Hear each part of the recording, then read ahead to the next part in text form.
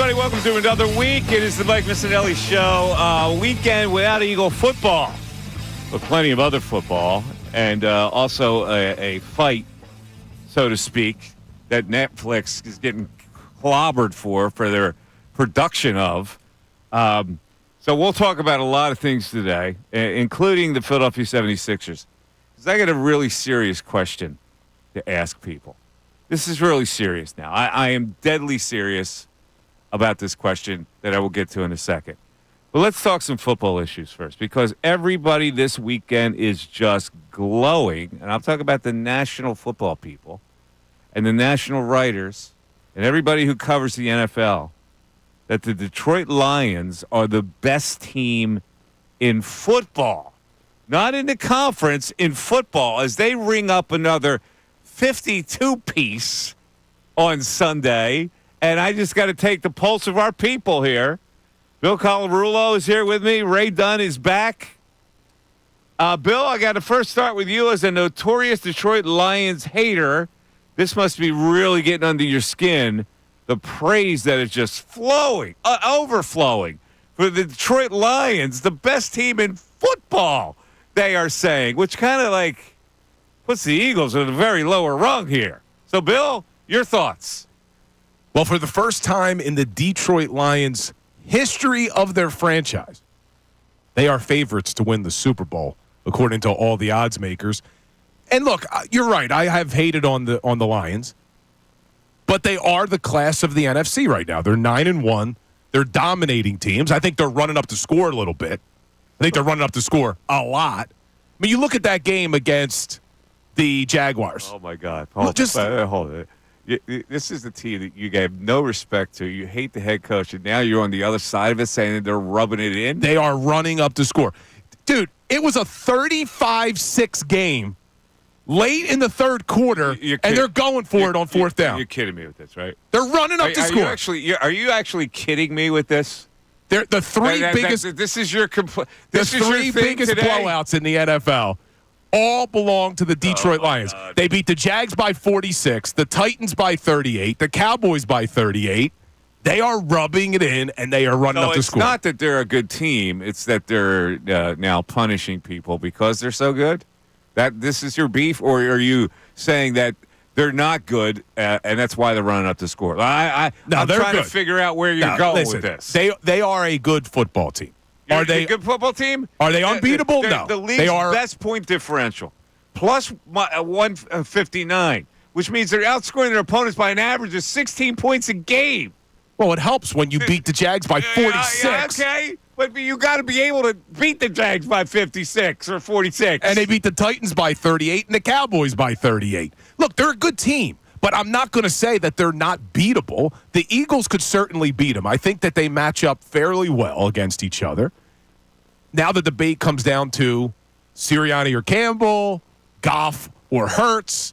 But I think overall it would be a very good matchup. I'm just looking at the data here with Dan Graziano, senior NFL national reporter, very well-respected guy, going off on the Detroit Lions. Let me read this little head. The Lions are going to win the Super Bowl. The level of domination the Lions are inflicting right now is hard to put in perspective.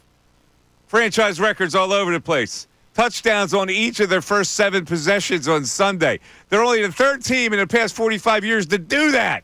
The others being the vaunted Patriots of 2009 and 2007. Listen, I know the Eagles have a fighting chance. I am just saying that right now, it's funny. Last week, there are a lot of people who were talking about the Eagles being the Super Bowl contender.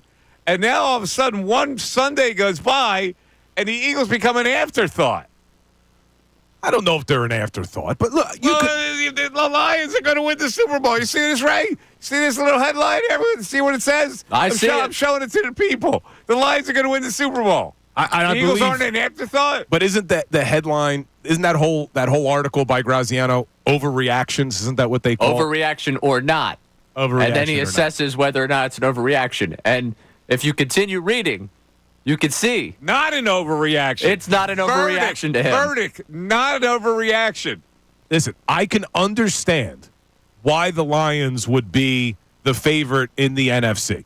because they're 9-1. They got the best record in the NFC. They have dominated teams. All I'm saying is Eagles fans shouldn't be afraid of the Detroit Lions. There's no reason why the Eagles couldn't win that game. It would be a great game. I think it would be a toss-up of a game.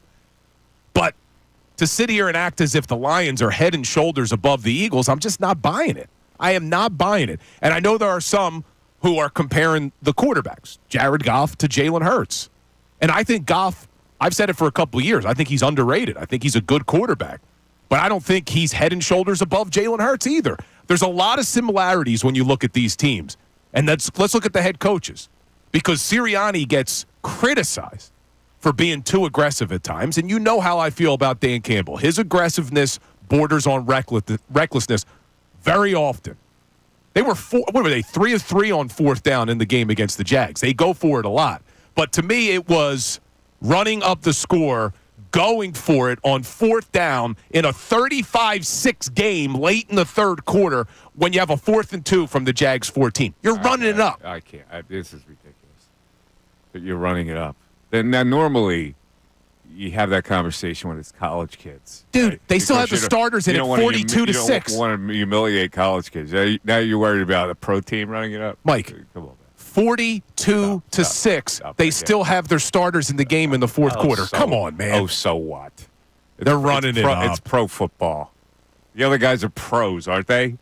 They're playing it. What do you think they're playing? Like a Division III team? They're playing other professionals. Let me ask you a question. What? If the Eagles were up 42-6 in a game, they still had their starters in, and God forbid one of them got an injury, we would be killing our coaching staff. That's a different conversation. Now you turn it into an injury. First of all, you're saying they're running it up and they're being selfish, and then you go into the injury thing. That's their problem that they're risking their guys being injured. That was not your point. Well, your point was they're squeezing it with their heel. It goes to the point of why I am not a huge fan of Dan Campbell. Because he's reckless, Mike. He's reckless, and he's also reckless with his players. You are running yourself around in such circles right now. It's ridiculous. I'm telling you the truth. Oh, Look, my God, stop it. Penny Sewell, the great left tackle, he's still playing late into the fourth quarter. Penny this. Let's move on to another conversation here. I am really not happy about the state of the 76ers. I'm just not. I like the Sixers a lot. I really had some optimism about coming into the season. The word is today, now, it says Embiid's questionable. I read another tweet from somebody who covers the league saying he was out. I don't know what the situation is. But here, if he is out because he's sick, first of all, he gets sick a lot. He does. This guy's immune system must be terrible, right? Because he's missed a lot of these games with illness or complaining of illness. It's really unbelievable when you think about it. If you line them all up, the illnesses, right? He had Bell's palsy last year. No. I'm not talking about Bell's palsy or knee injury. I'm talking about sick, like flu or just like colds and stuff. Yeah, that kind of stuff. He apparently gets that a lot. But here's the question, and I think it's a fair question to ask. Does he seem like he's even interested anymore? In the regular season, probably not. In the whole thing. Is he invested in the whole thing about trying to win a championship with this team and this franchise? Or is it now he's been hurt so many times that he's kind of lost his zeal to do this? I think it's a fair question. And maybe a lot of people think, I think he's invested. I think he's invested. I don't know. I don't get any sense that he really wants to play right now. Now, maybe that's part of I don't want to play right now because I want to preserve myself, whatever it is. But are you getting the impression that he really wants to play right now? Play basketball, compete at a high level, lead this team out of the doldrums? Are you getting that impression? And this is the fair question. I want to ask 76er fans. I saw some comments on social media to that ilk, but I want to, I'm looking at it like, what is going on here? What? There is no investment in this season right now. And I don't like it. It makes me feel terrible about it.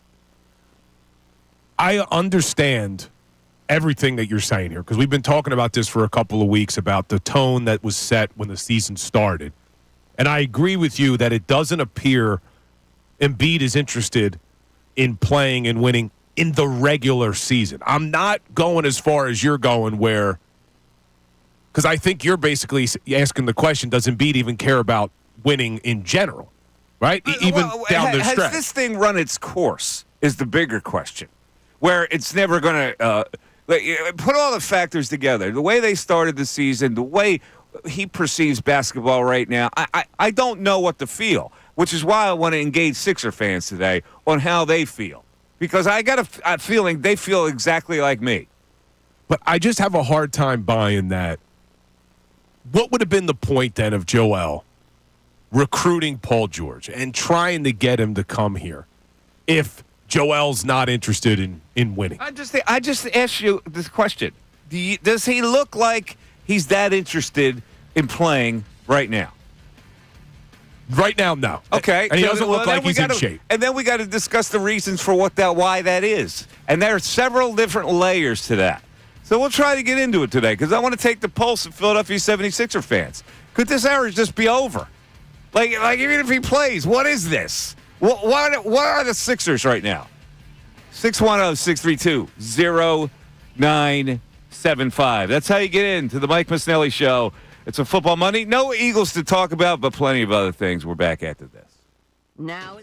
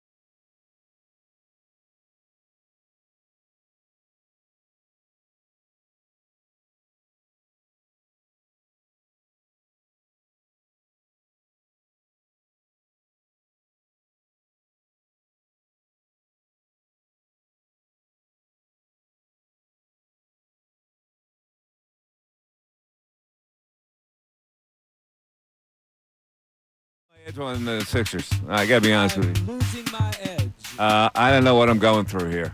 I'm hoping people can get me through this. Well- I had all kinds of anticipation and maybe some excitement. The Sixers could really do something. I guess I was told that. Like they could really do something. When I looked at them shape the roster, okay, well, Paul George is Paul George. And I don't know he's the same Paul George, by the way. And then I started to think about I wasn't happy about the fact they loaded up on all these older role players who really have just a little bit of a shelf life left. And you never know when it's going to be good one night or bad the next night. And then I got hit with the mindset of this season, which became unimportant. And how all the fans were convinced that it was a good thing that the early season really wasn't important. That it really only counted when they start the playoffs in freaking March. And I'm going, no, I don't feel good about that. And now I see that he might not play again because of illness tomorrow, that he is questionable.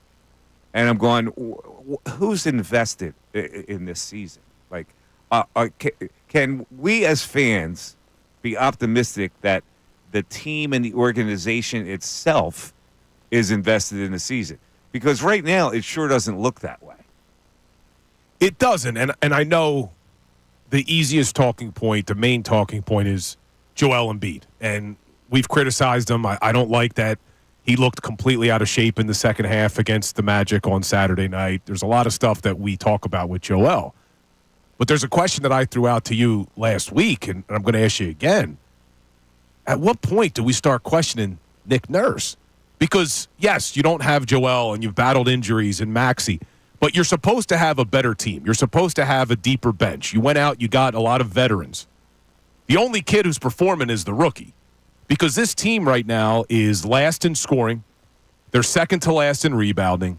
They're last in assists. They're last in field goal percentage. They're second to last in three-point percentage. They're second to last in blocks. At what point, though, do the coaching need to do a better job with the players you have on the court? Should they really be, even without Joel and Maxey, should they really be in the bottom of all those categories? Maybe they don't have a better team. And that's the sad reality. Maybe this team stinks. Maybe it's not a team that the coach can do anything with. Oh, that would be heartbreaking. You see all these little things that like we have to look at here. Has it been shot in the ass? This concept of this big three is going to lead them to greater riches.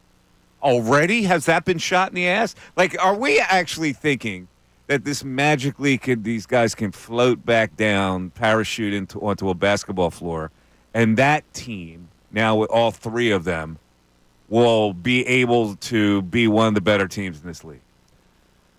Oh man, I mean, what do we have other than hope at this point? I know hope is not a plan, but we have to hope that when these three actually play together, which you haven't seen, that maybe you're right, but they're not going to be able to play an entire basketball game. So what happens when the big three's not on the court together? Are we going to see the same stuff we've been saying? The main guy is not ready to play. The main guy is not ready to play. We're in mid-November. Training camp started how long ago? The main guy is not ready to play, and I don't know. Are people still permissive with it? I'm not. I'm no longer permissive with it. I wasn't permissive with it when he wasn't playing in the preseason games or when they were ready to start the season. When people were permissive, this is what's making me nuts. He can't miss tonight. He can't, Mike. I mean, even if he plays, there's no guarantee they win the game. Well, this is the thing. If he plays, he still has an excuse. That he was under the weather? Exactly. Yeah. When does it stop? Mike, I've been battling you on this, and I told you last week I'm starting to come to your side on it. Because I was permissive, saying, all right, load management, I'm fine with it. I didn't love that Joel wasn't ready to start the year, but I'm fine with the load management. Let's just be healthy for the playoffs. But, man, I got to tell you, I don't say this often. Mikey Miss may be right. Ray, Mikey Miss may be right. The way this season has started. That's not an unusual development. It's just that people don't want to admit that I'm right 99.9% of the time. So that doesn't affect me. What affects me is whether this season's in a toilet. That's what affects me. I'm curious. And I was wary of it going that way. I'm curious still where they are, the Sixers, to make the playoffs. I mean, they're still a minus 550 on FanDuel to make the playoffs. So it's not gotten that crazy. What is making the playoffs? Yeah, it means nothing. I agree with you. That's not the ultimate finish goal. In the top 10? Is that how you cash that ticket? I guess so. I guess the play-in counts. No, this would be on the top 8. So this is based off of if you win the play-in. So this is the final 8 teams in the playoffs. But yeah, so you could beat the Hawks and the Bulls once. yeah, you could beat the Hawks and the Bulls. And that's the thing. Like I don't know if they were talking about it on the morning show, but I saw it on Twitter. People talking about how this franchise has made the playoffs so many years in a row, and that really shouldn't be the goal. I know we're debating now whether or not they're going to make the playoffs. That's not the goal. But this was supposed to be the year they got out of the second round. And as you sit here today in November, how could you feel good that they're going to get out of the second round? It's a sad day, man. All right, let's go to the text board because apparently people are not as engaged in this as I am, which is fine. Listen, if you're not worried about it, you're a better person than I am. You really are, because I look at this and I see sometimes I get instincts for what a season's going to be, and right now I have those instincts. It's like the NBA season hasn't even started for this franchise yet. Like it's just like these guys are going through preseason games and it doesn't really matter. And I'm going, it matters. All right, Ray, what do we got on the text board? Let's start with the Embiid, and then we'll get to text on the Detroit Lions. All right, Mike in media. No, he doesn't care. He got paid. He'll blame it. He'll blame not playing on the trainers. So he's saying Embiid doesn't care. Correct. That's what he's saying. Joe from Boston. It's time to move on from Joel. Serious question. What value is placed on the current iteration of Joel? How much could we get in return? I know it's never going to happen, but I'd like to know how much his value has dropped. This team should be built around Tyrese and Jared, a la Curry and Thompson. With Joel here, that can't happen. You can't build a team around Tyrese and McCain. I mean, that's you're 2'6" guards. Yeah, you're going to build a team around with both of them with defensive liabilities in the NBA. Yeah, Clay's 6'5". This is a misguided. Oh, Tyrese will build around Tyrese. You can't build around Tyrese Maxey. Good player, star player in a lot of ways, but not a guy you can build around. He's not AI. This notion. This is why I'm bothered. You can't do anything about Embiid. He is here. You can't move on from him. This concept of moving on from him doesn't work either. So they got you in a vice trap here. Well, all we got is hope. That's exactly. You got to just hope that when Joel gets into shape and Maxey comes back, that the big three will be able to carry this team. Listen to what you just said. That's all we got. We got to hope when Joel gets in shape. It's November freaking 18th. 610-632-0975 back after this.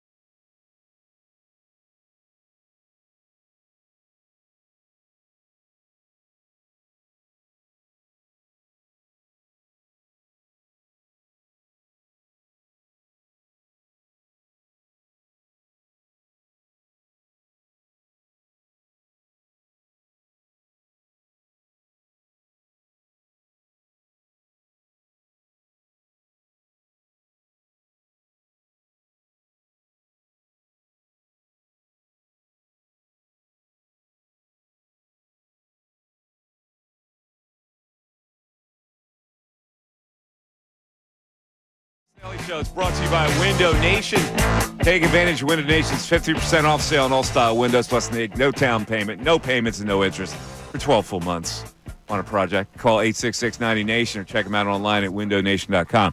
All right, so I've already introduced the Embiid situation, and I think people don't want to it hurts them to discuss the bad part of this. It really does. They don't want to think they have the thoughts that are going through my head right now. They're kind of in denial of those thoughts that maybe this season is just one of those poof years, you know? So I understand it. I get it. You don't want to tweak yourself emotionally. Well, because the problem is, Mike, if you accept the fact that this is one of those seasons, aren't you essentially accepting the fact that this is the reality for the next 3 seasons? Because this is basically what the team's going to be. I mean, I know they can make some other moves, maybe improve the bench a little bit, but Embiid, George, and Maxey, like this is the big 3 for the next 3 or 4 years. So if we're accepting that this Sixers team isn't going to be good enough with Joel as the main piece surrounded by PG and Tyrese Maxey, then you're basically throwing in the towel on the entire process. That the process can be deemed a failure. Couldn't you? I'm trying not to overreact to a 12-game sample size, but if we accept that this is that season, then I think we're accepting that the process was an ultimate failure. Well, Ray's laughing back there. I don't want to overreact to a 12-game sample size. But I'm going to. But a plan from a decade ago and multiple front office regimes ago was a failure because of these 12 games. Well, the whole Embiid era, though. Like, if you say that this is what this is now, to Mike's point to start the show, that Joel doesn't care about winning anymore, or Joel doesn't care about basketball anymore. Well, if we accept that, then the Embiid era, which is all we have left of the process, is over. Well, there was always a risk that the process wouldn't work, but the process was only alternative. So I can't look back at the process actually failing. I'm looking at it, the here and now is that your main star dominant player is not ready to play in an NBA season. And my experience with the NBA is that you just can't click your fingers and become a contender. That's my problem. Like, the reality is that this team may not be a contender because the mindset is not of a contender. So, listen, everybody has their own opinion. I think a lot of people bought into this whole thing, and a lot of people right now in denial of it. That's fine. I know there's a lot of people that aren't in denial of it because I've been reading social media about this. And every time he doesn't play, it activates this whole bigger concept. All right, let's move on to the Eagles and Lions here. Ray, you're getting a lot of text on this now. Everybody now is in love with the Lions. The Eagles have, in a lot of ways, become an afterthought from one week to the next because the Lions ringing up 52 again yesterday. And everybody's like, this is the team that's going to win the Super Bowl. So what are they saying on social media, first of all? Yeah, so first off, go to the text line, Jacob Bucks County. Lions continue to roll it up week in and week out. They beat a team the Eagles only beat by 5 by 46. They're showing you that they're above the Birds. See, I don't think you could do that in football, though. I don't think that you should just look at how many points one team beat another by and just make the declaration that, okay, well, then if they played that they would be able to beat you. Because that's just not the way football works. But I don't know you can discount point differential. Point differential means your defense is also really good. True. Look, it's very hard when you look at the numbers to figure out the Lions. Because if you look at their pass defense, they're in the bottom of the league. They're one of the, I think they're in the bottom 5 or whatever it is in pass defense. But that's skewed because they get such big leads that now they go into a prevent defense and they let teams do that type of stuff. Same thing if you look at their rushing defense, they're near the top. Well, that's because they get out to early leads and then teams don't run the football. So it is hard to really analyze them based off of the numbers. But are they unbeatable? That's what I keep coming back to. Well, listen, everybody is beatable depending on what day of the weekend. They said you can't. You have to look at who's the better team, the most dominant team right now. Are they beatable? I guess you could. Who knows? Are they beatable in a concept where you have to play them there in an NFC title game? It'd be tough. In general, everybody's beatable. But realistically, when you zero in on the subject here, are they beatable? But you just look at the teams that they have beat. You would not give it up. It's unbelievable to me. I'm just saying, they're not, when we keep talking about, oh, they're so dominant, it's not as if they've played all of these powerhouse teams. They beat the Rams in week 1 in overtime. Then they lost to the Tampa Bay Bucks. They beat the Cardinals. They beat the Seahawks. They beat the Cowboys, the Vikings, the Titans, the Packers. The Texans last week, that they should have lost that game. Goff threw 5 interceptions, but C.J. Stroud played even worse. And then they just dominated the Jags. I'm not taking anything away from them. The Lions are a good football team. But I think that if you put them up against the Eagles, it's a fair matchup. It's not as if the Eagles should be petrified of the Detroit Lions. And I keep going back to the head coach, Mike, because all of the concerns that the city has. This now. Well, all of the You concerns. gotta stop it with the head coach thing. Because, Mike, all of the concerns that this city has about Nick Sirianni, you could say the same thing about Dan Campbell. They're basically identical in what they do. They're CEO coaches that build culture, that make very aggressive decisions that sometimes borderline on reckless. They're the same damn person. It's just that you may like that Dan Campbell has the bravado and comes out all tough and says, we're going to bite their ankles, man. We're going to eat them, man. Kneecaps, whatever the hell it was. Ray, I can't do it. They're the same This person. guy has such an anti-Dan Campbell thing that it influences on him on how he looks at this whole team. It's tough, really, to watch it happen in real time in front of you. And also, I don't like it. It's tough to watch Bill. it's tough to watch him cope with the fact that Dan Campbell's good. Like It really is. I understand we're having that. I don't sus- think big time. Listen, I will give Dan Campbell credit. When this season ends and his offensive coordinator leaves and gets a head coaching job somewhere, and maybe even his defensive coordinator leaves and gets a head coaching job somewhere, if Dan Campbell can maintain the winning. You know what you are? You're an Adderon. You're an How? You're an Adderon guy. You refuse to dig into the subject at hand. And you'll come up with, well, we'll see how good he is when he loses his offensive coordinator. Where does that argument apply right now? Well, it applies. Because you want to find some way to criticize the guy? It applies because Nick Sirianni has continued to win It goes back to Sirianni. despite the It's offensive coordinators unbelievable to changing. me. This team is 9-1. The defensive coordinator's changing. He has continued to win with different coordinators. Can Dan Campbell do it? If he can, then I will declare him as a better coach. But right now, he's never been to a Super Bowl. He's never shown he could win without those coordinators. Nobody is even measuring that. That's not even part of the equation, what he is going to be down the road. It's like, what are the Lions right now? You just can't go there because then it comes back to Sirianni. Because It always people's, does. well, listen, people's reluctance to jump on the Eagles bandwagon are usually based off of two things. Either they don't believe in the head coach or they don't believe in the quarterback. And I'm telling you, when you compare the coaches, Dan Campbell isn't any different than Nick Sirianni. And when you compare the quarterbacks, the numbers are staggering how similar they are. Jared Goff, 2,500 total yards, 20 touchdowns, 9 turnovers. Jalen Hurts, 2,600 yards, 23 touchdowns, 9 turnovers. Their comparisons between the coach and the quarterback for both teams is almost identical. The Lions are 9-1, And the Eagles are 8-2. Scored 104 points in their last 2 games and lead the league in point differential. Like, wait, you're taking the conversation. The Eagles are a 8-2. weird way of taking a conversation and moving it into avenues that have nothing to do with the current situation. I don't understand how it has nothing to do with the current situation. Your main beef is that people aren't thinking the same as Sirianni as they think of Dan Campbell. This is where you're going with this argument. My point is the people who are reluctant to get on the Eagles bandwagon point to one of two things, the coach or the quarterback. And I'm telling you, you could do the same exact thing in Detroit.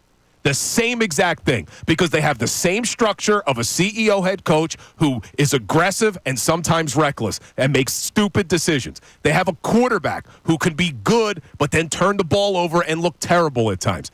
It's the same damn team. And that's why I Let think me it will ask be you, a fair matchup. What is your point here? Your point is what? That the Lions aren't better than the Eagles right now? That they're not unbeatable.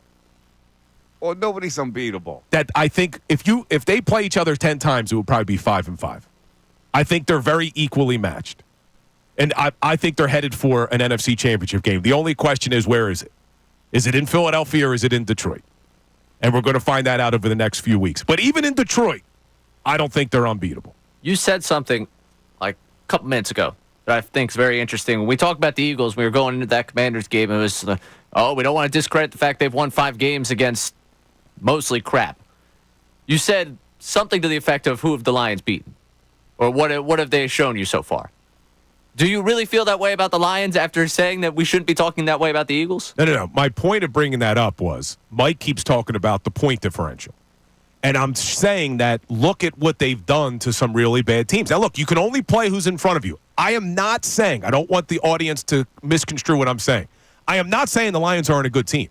I think the Lions are an extremely good team. But I also think the Eagles are an extremely good team. And if you've listened to this show, I've been declaring the Eagles as Super Bowl contenders for over 2 weeks now. And a lot more people are starting to come around. But people's reluctance with the Eagles has always come down to the head coach or the quarterback. And I'm telling you, if you think the Lions are amazing, it's the same questions with the Lions. It's the coach and the quarterback. That's why I think it'll be a fair matchup. Lions, extremely good. Eagles, extremely good. Not taking anything away from either one of them. But there are people who think the Lions are unbeatable, and I'm telling you they're not. I've just been watching the Lions kick the crap out of teams for weeks the way the 49ers did a season ago. Like, at some point, I just got to go, this team right now is above everyone else in the league. I love where the Eagles are at, but I can't do the we're on the same tier. Going into yesterday, I felt great after the Commanders win. Hey, you know what? The Eagles might be up there. Then the Lions showed up and we're like, you know what? Doug Peterson, you're going to be stuck here in Detroit because we're going to beat your team into oblivion. See, I think that your view is skewed because of the 3 blowouts. Because you just said, they've been dominating teams. Well, they really haven't been outside of those 3 massive blowouts. They beat the Texans by 3. They beat the Packers by 10. Okay. We'd be singing Sirianni Love if they beat the Packers by 10. They beat the Vikings by 2. They beat the Cardinals by a touchdown. They beat the Rams by 6. It's not as if they've been dominating everybody. Listen, I admire the fact that you're being very territorial here. I actually admire it. I'm not. I don't think you realize what you're doing, but I admire it. I am not being territorial. Because here, this conversation just started out with me saying, just getting you to react, how national people are saying this Lions team is going to the Super Bowl. They're probably the best team in football. I just want to see how you would react. You reacted by somehow winging it back to a protection of Nick Sirianni. It's not a protection of Sirianni. Exactly. Listen, I know that I have defended Sirianni in the past. That's not the point I'm trying to make here. This isn't about Nick. What I'm saying is the fans who would tell you the Eagles can't beat the Lions, I guarantee you would cite to either the coach or the quarterback of the Eagles. And I'm telling you, you could do the same thing with the Lions. I don't think anybody has done that. Nobody has done that. All that's been done so far is that national people are saying the Lions are the best team in football. Nobody has taken it to the extent that you're taking it. But listen, you know, these national people, okay, they all go for the shiny object. And right now, the Detroit Lions are the sexy pick. They're the sexy pick to win the Super Bowl. They're the Lions. But you won't even acknowledge that. I said they're good. They're extremely good. I think they'll be the NFC Championship game. You haven't said they're the best team in football like everybody else is saying. There's something that is holding you back from saying that. And I'm having fun trying to pry it out of you. All right, let me ask you a question. What do you think? If the Eagles played the Lions, do you think the Eagles can win the game? I don't think they would be favored to win the game. No. What if the game was in Philly? Yeah, then that's different. All right, so there's still a lot of season to play. Yeah. But as the Lions are 9-1, Eagles are 8-2. Right now, they're not playing them in Philly. As we stand right now, the other team is better. So I am like I'm a current man. Like I stay with the current issue. Right. And I think right now the Lions are better than the Eagles. Now you might not think that. I think the rest of the world does as well. Now that doesn't mean that the Eagles can't pull an upset because anybody can pull an upset. I think Jared Goff is a good quarterback. Okay, so I'm making this point just to highlight it for what people think. If we were 2 weeks removed from Jalen Hurts throwing 5 interceptions. All of the chatter would be that Jalen Hurts probably isn't good enough to get them to a Super Bowl. We are 2 weeks removed from Jared Goff throwing 5 interceptions in a game. Now he bounces back. Big game against a bad Jaguars team. I don't think there is an issue that Goff is better than Hurts. Nobody has even brought that up. We haven't even. That's a side issue that no one has even brought up. So what is it about? Here's what the point I'm trying to make with you. You don't like Dan Campbell. You like Sirianni. So your whole narrative has been shaped over the last 20 minutes by that. And you don't even know it. No, it's not. It is not. It is. Well, let me ask, okay, why would you say that the Lions would be favored over the Eagles? What is it about the Lions? Because I think right now everybody thinks they're better than the Eagles. I'm not asking what everyone thinks. I'm asking what Mike Missanelli thinks. Mike why Missanelli are they thinks better? The Lions are better than the Eagles right now because of performance, because of point differential, because of the dominant performance in several games, no matter who they played. They keep the other team's score down, and they score a lot. They've dominated bad teams, which has skewed the point differential. I will agree. So if you're basing it just off a point differential, then you're right. The Lions on paper would look like the better team. But if you take point differential away and say, all right, well, they really ran up the score against 3 teams, and you look at their rosters, they're very similar. All right, so you don't think the Lions are better than the Eagles right now. That's your opinion. That's fine. That's what you think. I think that opinion is skewed by other factors, however. And I'm not saying the Eagles are better. I'm saying I think it would be a very equal matchup. I just don't think that people should be afraid of the Detroit Lions. Okay. I think it will be a very good game. All right, we'll see how people feel about it. And I don't think the Lions have faced a team all season that has the weapons that the Philadelphia Eagles have and the offensive line that the Philadelphia Eagles have. And I can't believe this as we sit here in November, but the Eagles have the best defense in the NFL, Mike. The best defense in the NFL. So you put that defense against the Detroit Lions, and you got Quinyon Mitchell lined up against Amon-Ra St. Brown, and you have those linebackers flying all over the field. I'm just not sure that I would say the Lions have the advantage. That's a fair point. We have a text? We do. Go ahead. Bill is right. The Cowboys last year would run up the score, and Dak would stat pad to blow out teams. Everyone was so high on them and calling Dak an MVP, and we saw what happens come playoff time. Same will happen to the Lions. Yeah, it's the same guy who would probably say that Jokic stat pads. But what else do we have? We have anything else? Oh, we got more, yeah. All right, go ahead. We got Ben in Bucks County. Lions right now are a better team than the Eagles, but come January when the NFC championship game comes around, that may not be the case. Maybe the Lions have peaked early and the Eagles haven't peaked yet. Okay. It's a good point, though, about the peaking. We've seen the Eagles continue to look like, especially on the defense, getting better and better and better. Detroit peaked. Can they play much better than they just did against the Jags, running up the score, which you failed to admit that they did? Amazing how much Bill loves Sirianni and hates Campbell, but says they're exactly the same guy. I don't... Listen, because Bill's got my head twisted into a pretzel over the last 20 minutes. I swear to God, my brain is twisted. I don't...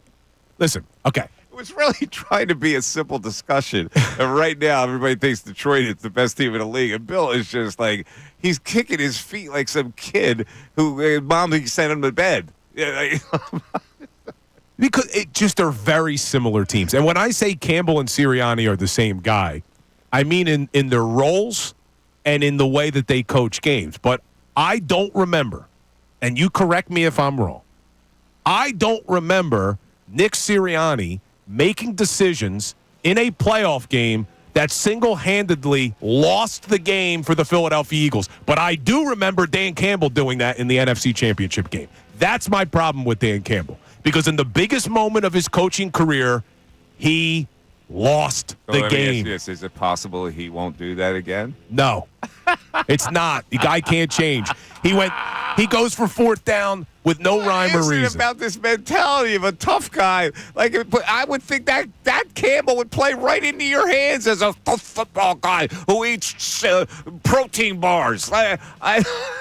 Sirianni guy says somebody can't change? Let's take a break here. 610-632-0975. We're back after this.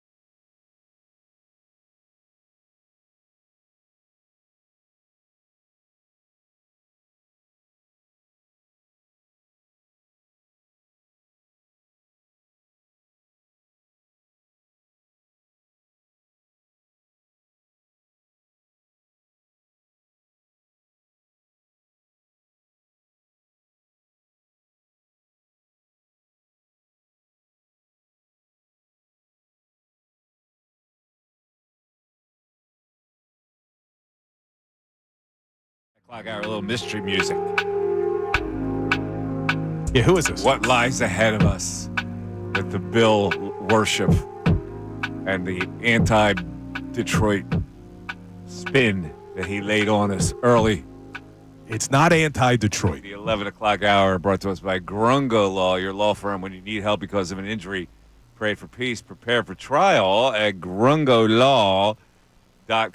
All right, so let's mess around with this little situation here. We talked about the Embiid situation early on, and Jamal on a cell's been hanging for a really long time to talk about it. Jamal, talk to me. Hey, what's going on, guys? How you doing? Cool. I just want to remind everybody, I want to make a quick point. When Jalen Hurts wasn't playing too good, which was because of the coordinators, they were saying that he regressed. He went from MVP form to regressing. Same thing with Joel Embiid. We know it always takes him a couple games to get in shape. That's a fact. We know what he can do on the offense standpoint once he's healthy. That's a fact. He broke the record for points per minute, broke Wilt. So we know what we get in him when he's healthy. I believe there's no need to worry. We was all panicking about 6 weeks ago with the Eagles, which also I want to make a point because you guys was talking on it. We should be undefeated. If Kellen Moore had the helm of the offense from the very beginning, we would have been undefeated.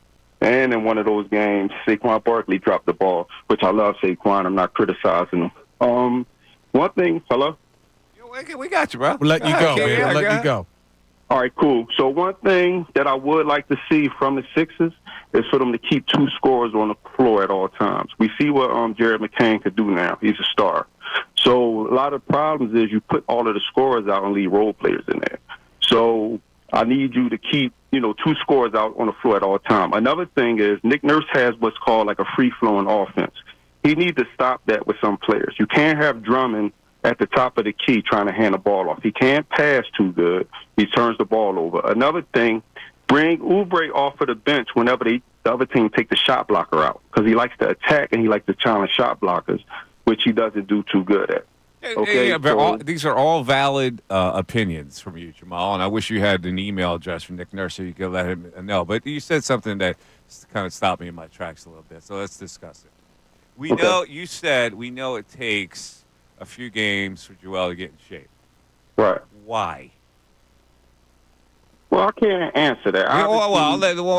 Let me answer it. You just said you can't answer it, so that's why I blurted it in. But go ahead. I can't answer why it takes him. I'm just going by the facts. Okay. This happens every year. Correct? Why? This is my point. Why does it happen every year? Doesn't that annoy you? Calm down. Let's have a I'm asking you why. So, yeah. You got to ask him that. But what I'm trying to explain, listen, let me talk. Don't do that to me. Jamal, don't make like I don't. Hold on a second.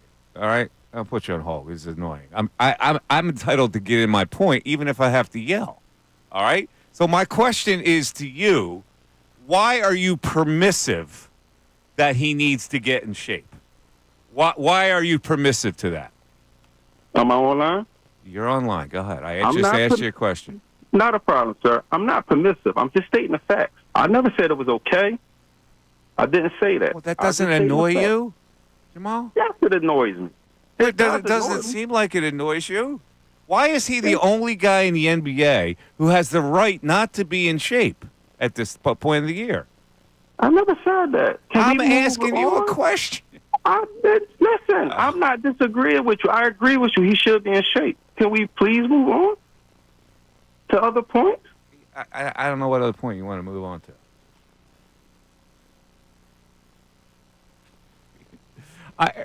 You come at me with, we all know that it takes him a couple of things to get in shape. I go, doesn't that bother you? Well, why? Why is he entitled not to be in shape when a season starts with all this new personnel, when you're trying to build a team with 8 new players to challenge the best in the comp? Why is anybody permissive to that? That's my question to Jamal, and he didn't want to answer it. All right, I don't know where to go from there. What other point do I have to get to then? Yeah, I'm with you on Embiid not being in shape. I don't understand it. I mean, we've seen other stars. You go back to other big men. specifically Shaq, who is very critical of Embiid. He's come in out of shape in his seasons. But my issue isn't even, okay, Joel gets in shape. That's fine. Let's say he does get in shape, and we could debate whether he should have been or not. I think I'm with you, Mike. He definitely should have been. Even if Embiid's in shape, I thought coming into the season that this was the best team that they've ever put around Joel. And I know a lot of people will cite to the 2018 team.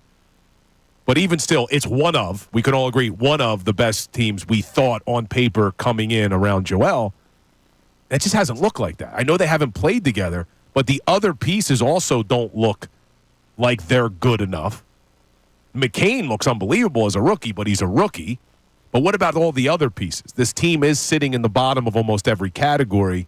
So at what point, I think Jamal started his call saying, we don't need to panic. Look at the Eagles from a few weeks ago. Well, the Eagles were 2-2 a few weeks ago. This team's 2-10. And they're about to be 2-11 tonight. It totally annoys me when people go, well, we all know that he's going to get in shape. The season has to mean something. It has to mean something to everybody concerned with this organization. And I'm talking about players, coaches, general manager, fans. When you become permissive to the fact that, well, it's not important for them to play right now, that is a danger. Because of the tone that it sets. And you've been saying that for a couple weeks. That's why I said I think I'm coming around to your side on this. And here's the other thing it does. What was my other concern? And I actually brought it up to Daryl Morey when we sat next to each other. You brought in a bunch of older role players. What's that going to do for you? Are you seeing what it's doing? Have you seen these older role players do anything? They're older role players play in the NBA on dying batteries. And when you play on dying batteries, you can't make that much of a difference. You were right, man. Everybody wanted Andre Drummond in here. He stinks. He's a 10-minute-a-game guy. What has he done? Well, the problem is he hasn't been able to be a 10-minute-a-game guy. Well, that's the point. Because everybody wanted him. Oh, Andre Drummond, he's going to be fine if Embiid has to be out, blah, blah, blah. He has no offense at all. He can't guard the pick and roll. Can't score at all. Yeah, they got him spaced on the floor for reasons that I don't understand. Outside of McCain and Paul George at times, there's nobody that can create offensively by themselves. But you have to hope, and I keep going back to the word hope, you just got to hope that Joel's going to get in shape and he's going to be dominant again. He did have, before he got hurt last year, he was having his best season we've ever seen, even better than his MVP season. So if he can get back to that. All right, maybe. See, these ifs, I'm going crazy now with these ifs. Yeah, but what is it about Joel? Like, we know he's out of shape, but you can get back into shape. So if he gets back into shape, and I agree with you, he should already be there. But if he gets back into shape, what we saw from him last season would lead me to believe that he's still going to be dominant. How do you get back into shape during an NBA season? By playing. They can't play him enough to get the whole thing of him being allowed not to be in shape is what bothers me. And I people agree. are permissive to it. That's what bothers me even worse. No, I'm with you on that. And it's all right. Don't worry about it. He should have been. Really? That's the way we're going to go into a season. No, he should have been in shape to start the season. I agree with you 100% on that. But I still am not writing off the year. There's still a way, and I know it's starting to slip away, but there's still a way that Embiid gets in shape and Maxey comes back and the big three does start to gel. I'm a little concerned about the other point you brought up to start the year, the veteran bench. Doesn't look like they got a lot of juice left. But what else do we have, Mike, than to grasp onto some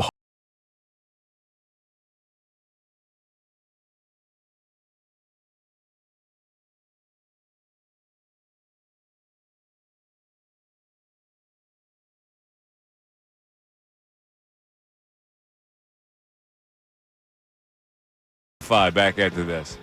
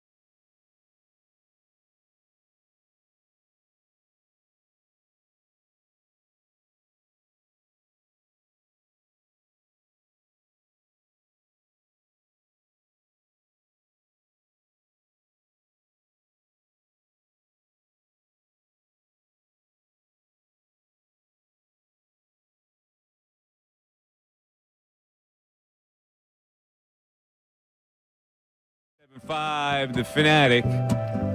Joel Embiid has been downgraded to doubtful for tomorrow night's game against the Miami Heat. Tonight's game against the Miami Heat. He was not at the shoot-around. Is he even in Miami? I would assume he's there. I thought there was video of him practicing yesterday with them. Oh, was there? Okay. Assuming they practiced down there. This is. If he doesn't play tonight, he's not going to. I mean, at this point, right? If he's listed as doubtful. But to Mike's point, they've now already set it up where even if he does play, he's going to play limited minutes, and it's, oh, well, he's under the weather. They've also set it up where this could be an easy load management situation veiled on the guise of he's ill. Or he's sick. Well, ill and sick are kind of the same thing, aren't they? Well, I mean, like we're assuming that he's not like that. Oh, there's no way he's just sick at this point. Like he could just be sick. He could be. But this is like this, Sick? right? You know the boy who cried wolf? You know that story? Yeah, I'm aware of So it. this is Thanks. the problem. He could be sick. He probably is sick. But the problem is that fans are just so used to it now that he's not playing and he's being load management that now we're going to pick apart everything. And it's going to frustrate everybody, including Mike. Obviously, Mike is beyond frustrated. I got to be honest here. Mike is, I don't know. There's a stronger word than frustrated. Well, if he doesn't play tonight, I'm assuming Paul George is going to play, right? Nothing about Paul George. Apoplectic, Mike is. How about that? But they probably lose tonight. So now they're going to be 2-11. Well, maybe they won't lose. Maybe Eric Gordon goes for 35. Well, maybe Oh, McCain. wait, that's his age. Maybe McCain drops 30 again. Sorry. That has been the one bright spot to start this season. Is I never thought that McCain would be this good. I guess nobody did. That's why he fell to 16th overall. But he's been a bright spot. Can we say something positive about the Sixers, Mike? Jared McCain? Fantastic. That's it. Now, Maxey comes back. Where do you play him? Can you play those two together? You get destroyed defensively. Yeah, you can't. So, like, what minutes does he see? Does he see minutes in place of Maxey? I don't know. What would they do with him? They use him as the point guard? He's kind of more of a off-ball guard. I don't know. What happens? Does he get the same production if he comes off the bench when they have a regular rotation? Yeah, but Maxey normally plays a ton of minutes. So they're going to have to figure out a way for those two guys to play together. I agree with you, though. They become liabilities on defense. All right, let's get back to the phones. Jonathan in Delaware joining us. What's up, Jonathan? Hey, Mike, I spoke to you 2 years ago. How are you doing? Good, man. How you doing? Yeah, so I'm the Lions fan. Oh, yeah, I remember you. The Lions fan from Delaware. So right now, I think the Lions are better than the Eagles. I agree with you, Mike. I think our defense, and you guys played Tampa, so did we, but you guys got smoked against Tampa. I know you guys had some injuries, but I think our defense held Baker to like 185, 1 touchdown, 1 pick. He didn't throw for 300 yards, but right now I think the Lions can, in the playoffs, and it will be in Ford Field, I think the Lions can beat the Eagles. I think our defense is better, and offense is explosive. We have too many weapons. James Williams. I think right and now it's Patrick. fair to say that the Lions are a better team than the Eagles. Now, We have more weapons. Jameson Williams, Gibbs, Montgomery, St. Brown, Tim Patrick, Allen Robinson. yeah, I don't want to get carried away because the Eagles have good weapons too, bro. But I think the Lions overall right now, the way they're playing, I think they're the superior team right now. But I got a bigger question for you, Jonathan. Why are you a Lions fan from Delaware? What happened? A couple things. I like Matt Stafford and Calvin Johnson, and also there's this guy who I went to high school with, Paul Warlow. He went to Concord. Got his jersey signed by him, Lions jersey signed by him, and also like Matt Stafford and Calvin Johnson growing So up. you stuck with them even though Stafford got traded? Yes, stuck with them. Yeah, where are you in Delaware? Because that's kind of Hillcrest. I go watch the games at McGlynn's in Poly Drummond Shopping Center, Newark, Delaware. Okay, so They he's have all the NFL games so there. he's kind of like a nomad as far as fan interest goes. Like if he was Wilmington, that's pretty much Eagle territory. Once you branch out, who knows? Yeah, because Because you could go who's the down- closest team to them? Well, you can go Commanders. Yeah. But who wanted to root for them over the last few years? No, I don't have a problem with Ravens. I don't have a problem with the Delawareans, But being fans of other squads. But Jonathan made one good point and one I disagree with. The one good point he made was the Lions defense did completely shut down the Bucs in that game. They only gave up 216 total yards. 146 passing, 70 rushing. Dominant performance by the defense. The point I disagree with, and you kind of said it, you can't say that the Eagles don't have just as good of weapons. I know Jahmyr Gibbs and Montgomery look good, but I think I would take Saquon over Jahmyr Gibbs, even though Gibbs is a massive playmaker. And then you talk about Amon-Ra St. Brown, Sam Laporta, Jameson Williams. I mean, look at the Eagles receiving core and their tight end. So that's why I think that these teams match up fairly well against each other. But this Eagles defense, if they can continue to play the way we've seen them play, really outside of that Bucs game, this defense has been extremely dominant, especially since the bye. They can stop anybody, man. And besides that, they stomped on those poor Jaguars. They ran up the score on them, Bill. All right, people don't understand your sarcasm if they weren't tuned in earlier. I said that they did. Mike thinks that professionals, they should be able to play as long as they want to play and put up all that. It was stupid. It was stupid to have your starters in the game in a 42-6 game and you still have Jared Goff dropping back and throwing touchdown passes. It's stupid. That wasn't your main point. That it was stupid because those guys were going to get hurt. You thought it was stupid because they were running up the score. Well, they are. Well, what else? In the NFL, who cares? Why else? Even pro players you're playing against. But, Mike, why else keep your starters in the game in a 42-6 game and having your quarterback drop back? I don't know why. What's the point? If I was a Lions fan calling Sports Talk Radio today, I'd probably say, why'd you have those guys in for risk of injury? But I'm not. So I look at it like, well, these are pro players. I only see running up the score when, like, a team like Oklahoma is playing Oklahoma Baptist. And the score is like 60-3, and they're still throwing in the fourth. They're like, that's running up the score. Dan Campbell was asked about it. Okay, what did he say? Your favorite coach? Can we get Dan? We need to get his voice so to irritate Bill even more. You know what we need? We need the drop of him biting kneecaps. That's what we need. Anyway, he said something along the lines of, "You do what you do to finish the game. I don't want to let the fear of injury take away from our identity. The minute you start worrying about injuries, that's when bad things happen." And he said, this is the third time this has come up this season. That's a good problem to have. You don't like that a little bit. I think they were running it up. That's an overly macho thing. He is overly macho. Here's what I think. Ray, you can agree. Is Bill resentful of Campbell because he out-machos Bill? Is there a little bit of macho jealousy going on? A little bit of meathead on meathead crime here? But Bill, as the lesser meathead, is a little jealous of the main meathead. Something to explore. 610-632-0975. Coming up next, we're going to go around the NFL. Listen for the highlights. That's next.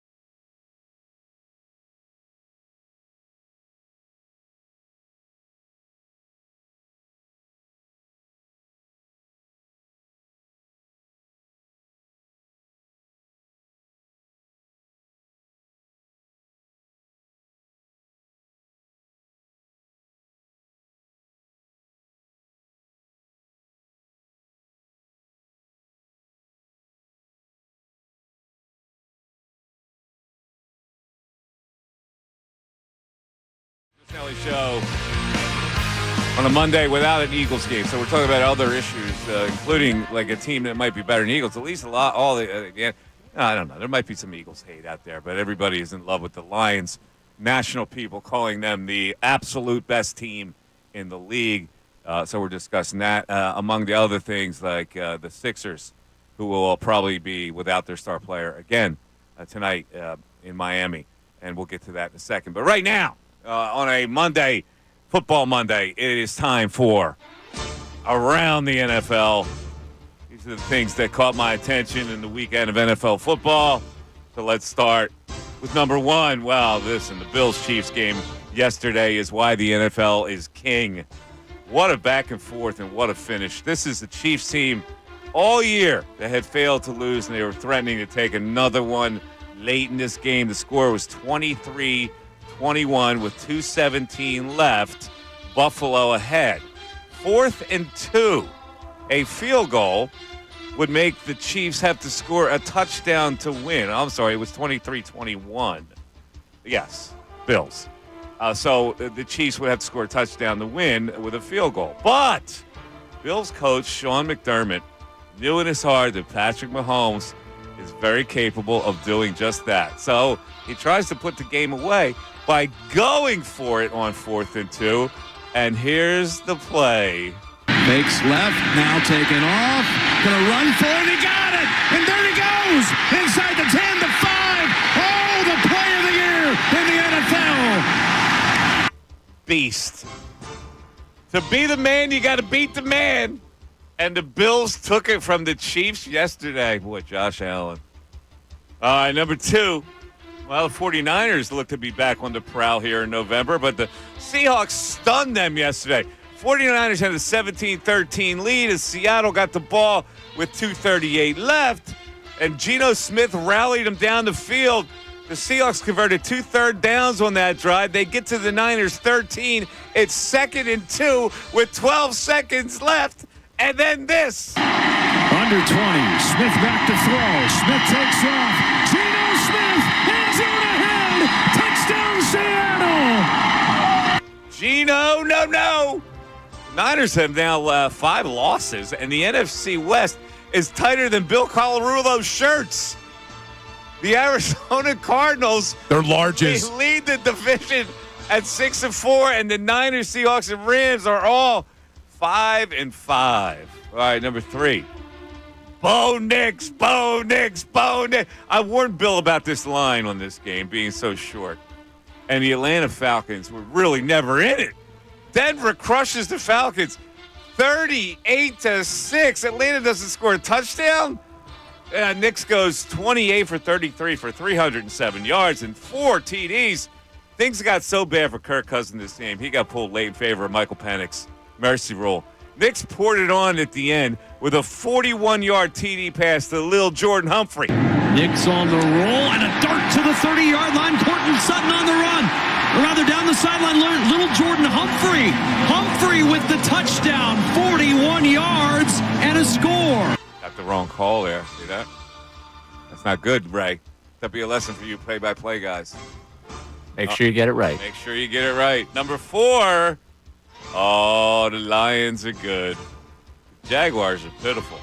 That played out Sunday. Detroit won 52-6. As Jared Goff threw for 419 yards and 4 touchdowns. Mac Jones had to start for the Jags, and he's god-awful. Oh, the ups and downs of Doug Peterson. Will he even get another job in the NFL? I'm thinking some lower-level college program in his native Louisiana might be the way Dougie P plays out the rest of his coaching career. The Lions have won 8 straight. Better than the Eagles? Well, we shall see. Here's Goff throwing a 64-yard bomb to Jamison Williams early in the 4th quarter. 2nd down and 4. Blocked there by Zylstra. It's caught by Jamison Williams. There he goes. Foot race with Miller. Foot race with Savage.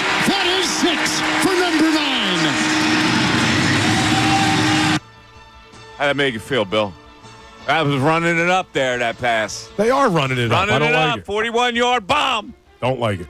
Number 5. Anthony Richardson had been so bad he had lost his job this year. the Indianapolis Colts. He also took himself out of a game this year because he was tired, which may have contributed to him to getting benched. But that's another story. The Colts had no alternative to go back to him this week, and it paid off. They edged Aaron Rodgers and the hapless Jets 28-27. Rodgers is so beside himself right now, he's thinking of getting vaxxed. He was 22 for 29, but only for 184 yards. God, the Jets stink. Play the game. Richardson's late game-winning 4-yard touchdown run. Richardson running left. Blockers ahead. Richardson gets in. Touchdown. All right, that does it for Around the NFL. Bill, how'd I do? I got two references in there. One to your tight shirt, one to Rodgers getting vaxxed. Was that a good one? And you did highlight that the Lions ran up the score, which I disagreed with. Yeah, I was concerned about the quips more than anything. Did I succeed? You were very good. You were very good. And the one clip you played. I thought the tight shirt one was a good line. I chuckled reading it last night. Yeah. I chuckled. Right. Oh, wait, you knew this was coming before? Well, I send him the script. How do you know? He thinks I got every play from the NFL back here punching up. So he can accumulate the sounds. I know he knows the sounds. sounds. Here. I know he knows the sounds. I didn't know that you wrote down the jokes. I thought those came off the cuff. I write the script. That's what I do on Sunday nights, Bill. I thought you. I dig into the show on Sunday nights and I write the script for Around the NFL. You are a true professional. But you did bring up the clip you played of the Bills-Chiefs game of McDermott going for it. See, this is where, when we talk about being aggressive or being reckless and knowing who your opponent is. Oh, you thought that was a good move. Great call. Because if they were playing the Jags and you have Trevor Lawrence on the other side, maybe you kick the field goal. But when you're going up against Patrick Mahomes, I think you have to stay aggressive, and that was a great job by McDermott and an even better job by Josh Allen, who's now the favorite to win the MVP. He's incredible, man. He really is. That was a great game, back and forth with those two guys going at each other. Josh Allen is such a monster, and then he can run. He's a monster who can run, and he veers away from people, and then he just bulldozed that guy at the end zone. It's incredible. Yeah, he's having a great season. And we talked about Lions or Eagles in the NFC. The Bills are my pick for the AFC, man. I think this may be the year that Josh Allen finally gets over the hump. Yeah. That is savvy quarterback selecting. Because when that guy came out, it's like, he plays such a lower level. It's like, yeah, he's got a good arm, but he's wild. Well, they knew what they were getting, didn't they? Yeah, they really did. They really did. Well, that's why Brian Daboll's the head coach of the New York Giants, because everyone thought, look at what he did with Josh Allen. He's going to be able to go to New York, and they're going to get Daniel Jones up to par. Nah. I think it was more Josh Allen than Brian Daboll. Yeah. All right, let's go to Iowa. Something I would never say. Let's go to Iowa. Hey, let's go to Iowa. Andy in Iowa checking in. What's up, Andy? Well, what's wrong with Iowa? I mean, I don't know. Beautiful. It is. I've been there actually a couple times. I'm not sure if people in Philly go, hey, you know what? Let's go to Iowa for vacation. Let's go to Amana. I hear you. Yeah.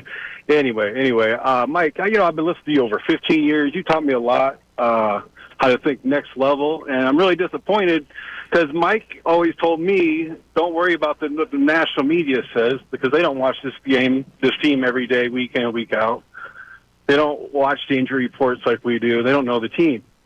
They blew out these teams, true, but also Eagles sat their starters in 3 games as well. Instead of blowing them out, they just sat them out. So, because they had an early bye and they need to rest their players for the whole season, Not quite like 76ers load management, but pretty close. Yeah, all right, but I suppose they didn't run up the score. They won 38-6. Would that be the same difference?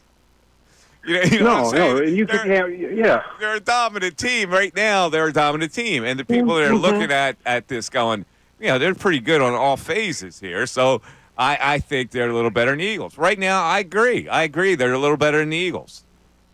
Well, okay, Mike. You can't like teams they played against. You can't do that because you've always said it yourself. Like, we played Jacksonville. They were trying. They were trying to save their season. They had hope in their eyes. The gleam of Super Bowl aspirations. Now they're all packing up, ready to go to, wherever, Bahamas, wherever they go for the off season. and that's all they. So they weren't even playing. They didn't play. They played a shell of the Jacksonville. So they were playing against the Eagles. They stink is stink. No, they. You know, I mean, you can't. They were better though. They were still better. That Jacksonville team would have beat this Jacksonville. You know what I'm saying? Their players were playing harder when we played them. That's just it. And then things changed after they were 2-2. Once Coop came in, it locked down the center of the defense, and everything's been better since then. So, well, listen, I can tell you're an Eagle diehard here, Andy. You bleed Eagle green. I get it. But you're making these rationalizations. I think you're going a little too far. Like the Jacksonville team, the Eagles play was better than this Jacksonville team. Maybe. Right, you can't compare wins. They had the quarterback. I get it. So you're saying right now the Eagles are better than the Lions, and they're overhyped.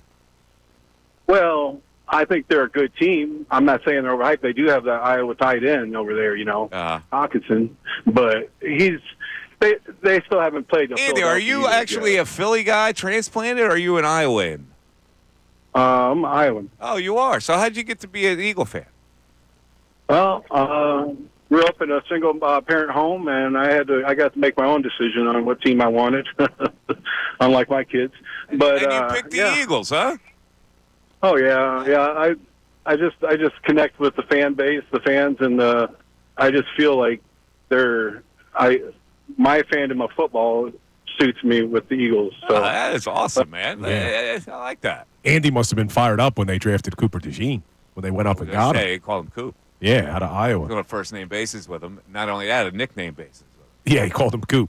But correct. Andy makes one valid point, because one of the issues that you and I have been going back and forth on is, look how dominant the Lions are. Look at that point differential. Well, the Eagles could have run up the score and pulled the Dan Campbell, but Nick Sirianni, being the true class that he exemplifies every week, thought that it would be a priority to rest the players and not run up the score and embarrass the team against how many teams? They could have ran up the score against the Cowboys. They didn't.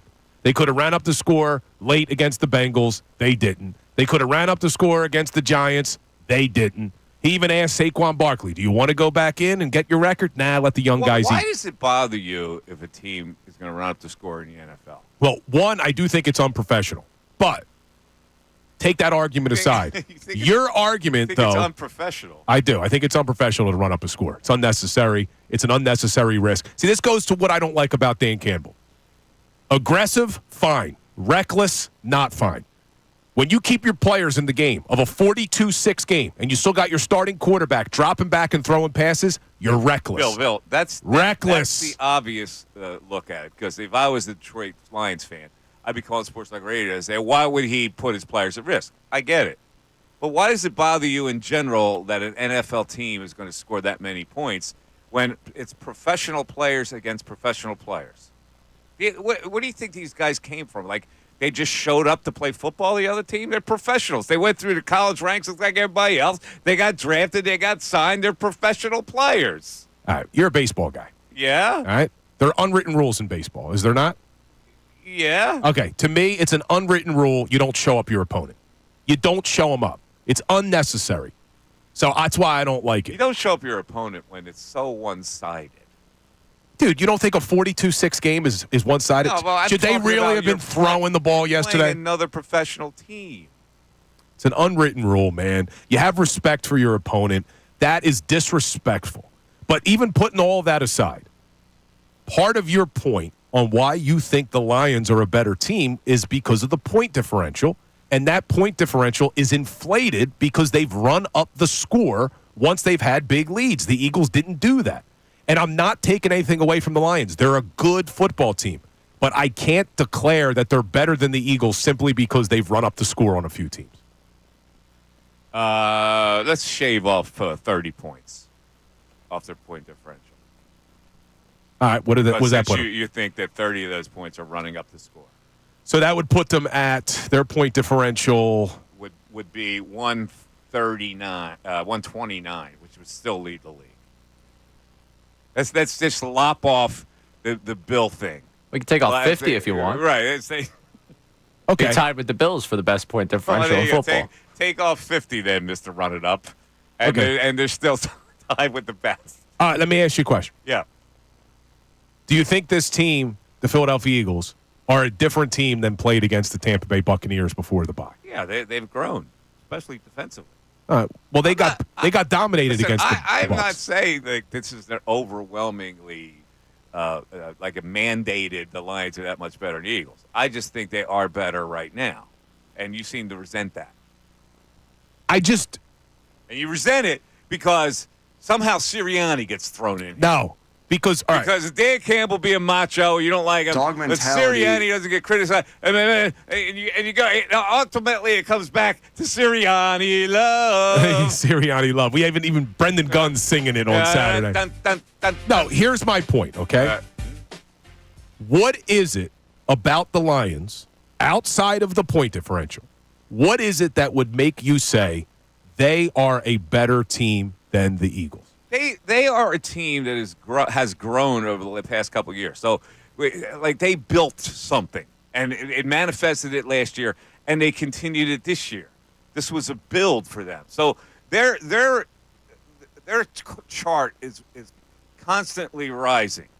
The Eagles are trying to get there, but the Eagles have been disjointed. They got disjointed last year, and they were disjointed when they started out early this year, and now it's starting to rise. But I think Detroit has risen higher at this point. That's all. So it's the continuity from last season that you like. It's the program, with the way they've built a program that hasn't really had any pratfalls, and they're constantly on the rise. So I think for that reason they're a little better than the Eagles overall. Then you could go talent-wise and pick this guy against that guy and that guy against this guy. It's the overall collective that I think is a little better than the Eagles right now. Now I'm going to give you a $1 million question. Because you just said you may be able to pick this guy over this guy. Now, this is a debate that I'm sure our listeners are going to want to weigh in on. You had your choice. Jalen Hurts or Jared Goff. You're going Goff. Yeah. Yeah, right now I'm going Goff, yes. You see, and I like wait a Goff. minute. He's an MVP candidate, for crying out loud. Hurts isn't in the MVP conversation. Yeah, you look at the odds right now. Goff is plus 800. Hurts is plus 1,700. Oh, man. See, I'm a fan of Goff. I am. And I've thought he was underrated in L.A. I was surprised they moved on from him. It worked out for them. They win the Super Bowl, obviously. Why with would I Stafford. pick Hurts if you just gave me those odds? Why would I say Hurts? I think I'm talking picking about Hurts. Right now. I'm not talking about who's a better quarterback in the future, who's going to wind up being a better quarterback. I'm talking about right now. You ask me, who would I take? I think I'm taking Hurts. All right. Well, I think I'm taking Jalen Hurts. Okay. Because I think Hurts can do more. See, what makes Jared Goff good is they have a good running game, and they're able to run play action off of the run, and then he can get the ball to his weapons. And that's what you've seen from Jalen Hurts this year as well. Once they've established the running game, he can get the ball to his weapons. I get it. But he has the legs that Goff doesn't When you have. break it down like that, I agree with you that he has the legs. But you asked me the question, right now, who am I taking? I'm taking the guy who's got the better MVP odds. Oh, man. It's a close one, though. I said, you talk about the numbers, though. 2,500 total yards for Goff. 2,600 total yards for Hurts. 20 total touchdowns for Goff. 23 total touchdowns for Hurts. 9 turnovers for Goff. 9 turnovers for Hurts. How many tush-push touchdowns is Hurts at? It's part of the game. It's part of the game, man. All right, but one guy doesn't do that. So you have to eliminate that concept. He's thrown for more than Hurts. 610-632-0975. We roll into our noontime hour with some really good conversation today. I'm appreciating the people on the text board and on the telephone. And our program director just got complimented in the YouTube chat. Oh, is that right? It said, putting these two together was masterful. Thanks, I'm awake. Well, That's a shout out to our program director right there. Forgot Ray. Well, Whatever, man. Ray's a given. I mean, he's It's fine. I don't show up one Friday, and all of a sudden I'm no longer a part of the show. No respect for Ray. No respect. It's all right. I get it. Mike Missanelli Show continues. Fanatics Sports Update. A stress-free Sunday. I'm Ray Dunn. This update is brought to you by AutoZone. Get in the zone. Free battery testing, free battery charging, replacement batteries that fit your needs. That's what makes AutoZone America's #1 battery destination. Get in the zone, AutoZone. The Eagles got to enjoy the mini-bye over the weekend after the Thursday night win over the Commanders. No NFC East team was in action on Sunday on a day jam-packed with great football. Cowboys played tonight against the Texans on Monday Night Football. The Giants were on the bye. The big news for them, Tommy DeVito now the starting quarterback up there again. Daniel Jones benched. We've likely seen the last of Daniel Jones as the Giants quarterback. It's a shame for the Eagles because it was great 6 years of beating up on the Giants with him. Steelers beat the Ravens. Seahawks beat the 49ers. Bills beat the Chiefs in some of the big notable NFL games. It matters pressing to the Eagles. The Lions clobbered the Jaguars 52-6 to get to 9-1. Top team in the NFC right now. We'll keep you updated on whether or not former Eagles head coach Doug Peterson still has a job by the end of the day. Elsewhere, 76ers back in action tonight in Miami to face the Heat. Will Joel Embiid be in action? Well, right now he's doubtful with an illness for the game. We'll keep you updated on that if we hear anything with that. Sixers looking for their third win of the season. Tip-off tonight, 7:30. You can hear the game right here on 97.5 The Fanatic. And tonight on WMMR, Flyers are going for their fourth straight win when they host the Colorado Avalanche at 7 o'clock. I'm Ray Dunn, the home of the 76ers and the Flyers. 97.5 The Fanatic and 97.5thefanatic.com. Monday, November 18th. Eagles in firm control of first place in NFC East after Thursday night win against Commanders. Despite Embiid and Paul back in lineup, Sixers continue to struggle with a record of 2-10. Flyers building momentum with a 3-game winning streak and next 4 games at home. Phillies top prospect Andrew Painter shines as he wins the Arizona Fall League Pitcher of the Year award. Philadelphia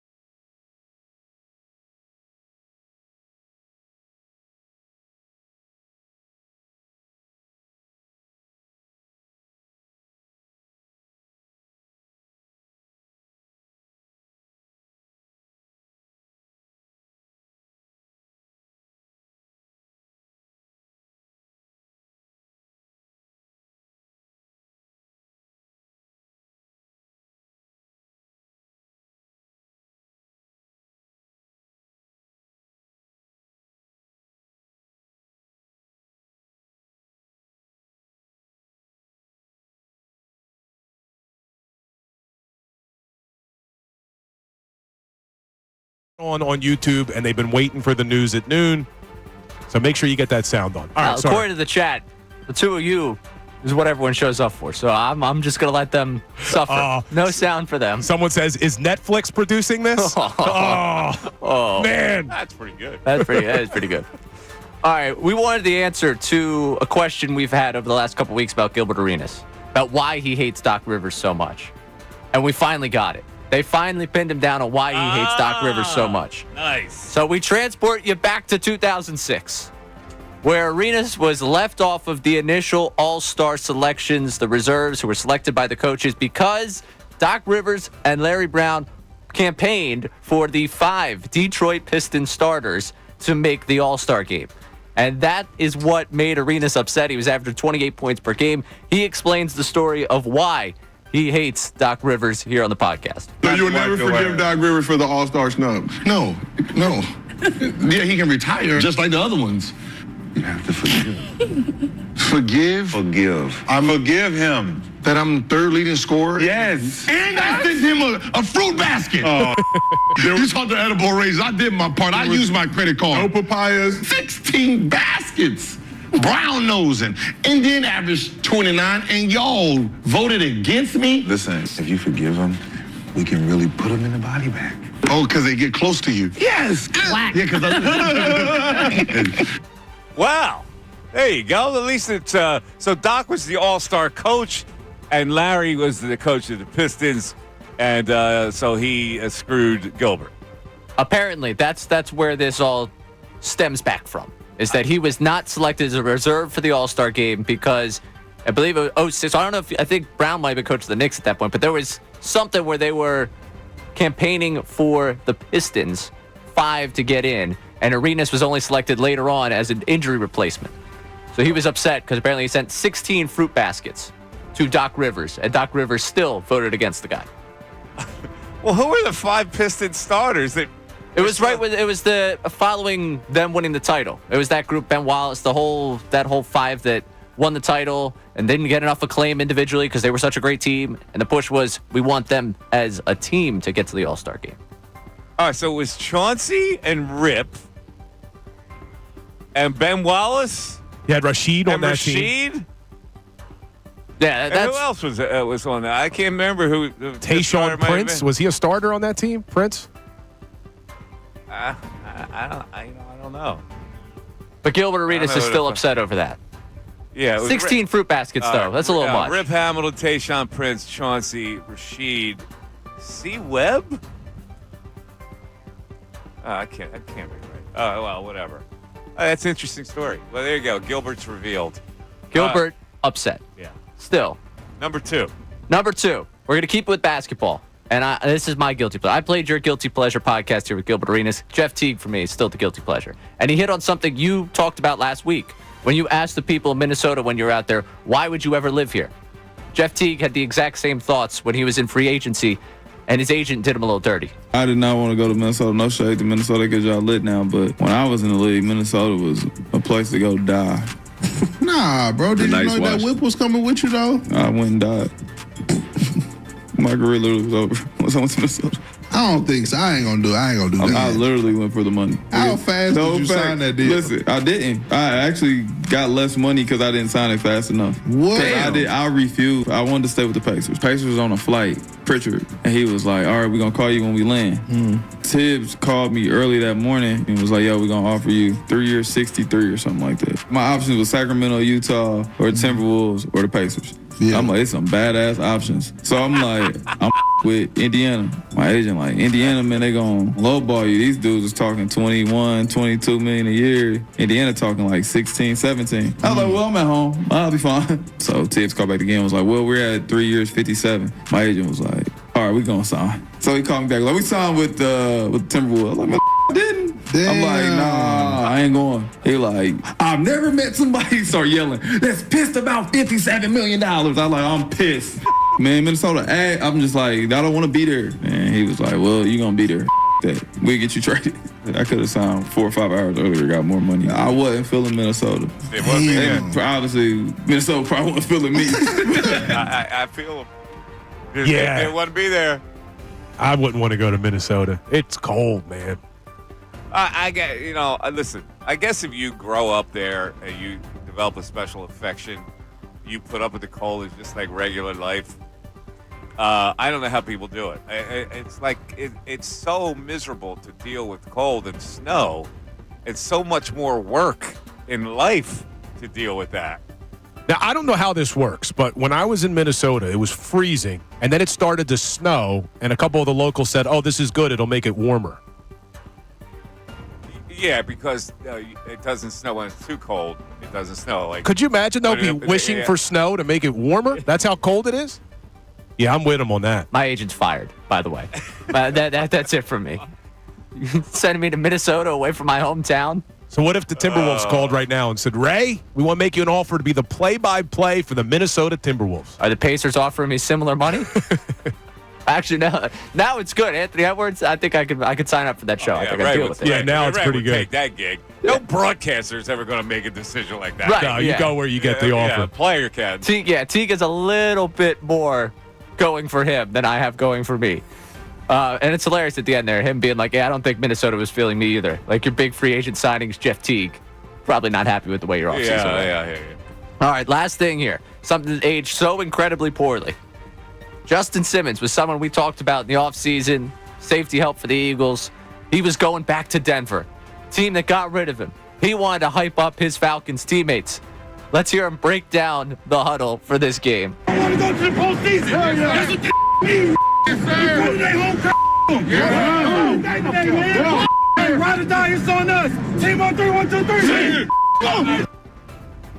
Yeah, well, they went work out and they got smoked. They didn't hear him. They didn't hear the message.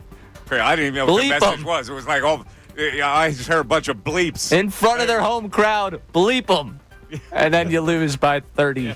38-6. There you go. By the way, we got the answer there for the NBA All-Stars at Ben Wallace, Rasheed Wallace, Billups, and then Hamilton. 4 of them. 4 of them. Okay. So they campaigned for all 5. 4 of them get selected. Who was the 5th? That pushes. The 5th was Lindsey Hunter, wasn't he? 5th that year would be. He was the point guard. Lindsey Hunter was the point guard. All right. Well, yeah, he would have been also. All right, that does it for the news at noon today. We got to head to a break. I wanted to ask you a question about Iowa. Have you ever been to Iowa? Never. I've been there twice. For work? Yeah, Iowa City and Cedar Rapids, which is where Iowa State is. But I wanted to ask you a movie question. What sports movie is Iowa referenced in? Since this is one of your favorite movies, The Program. You get all weepy. No, Program. not The Program. Didn't he play? Was it the pro? Don't they play Iowa in one of the games? Well, this was referenced in a line. Oh, I think in the program, I think they play Iowa in one of the games. That's when Alvin Mack's like, I remember you. Yeah, this is a line. This is a line in a movie. What sports movie? Sports movie, very sentimental movie. You like it, makes you cry. I hate it. I think it's a terrible movie. Rudy. No. Oh, I don't know then. Field of Dreams. Oh, that's right. That's Iowa. Comes out of the field, says, "Is this heaven?" No, it's Iowa. It's Iowa. I should know that. That's a violation. It is. Ray, you like the Field of Dreams, don't you? Yeah, I'm a fan of Field of Dreams. Yeah. Sappy schmaltz. By the way, 610-632-0975. We're back after this. Andrew Salciunas.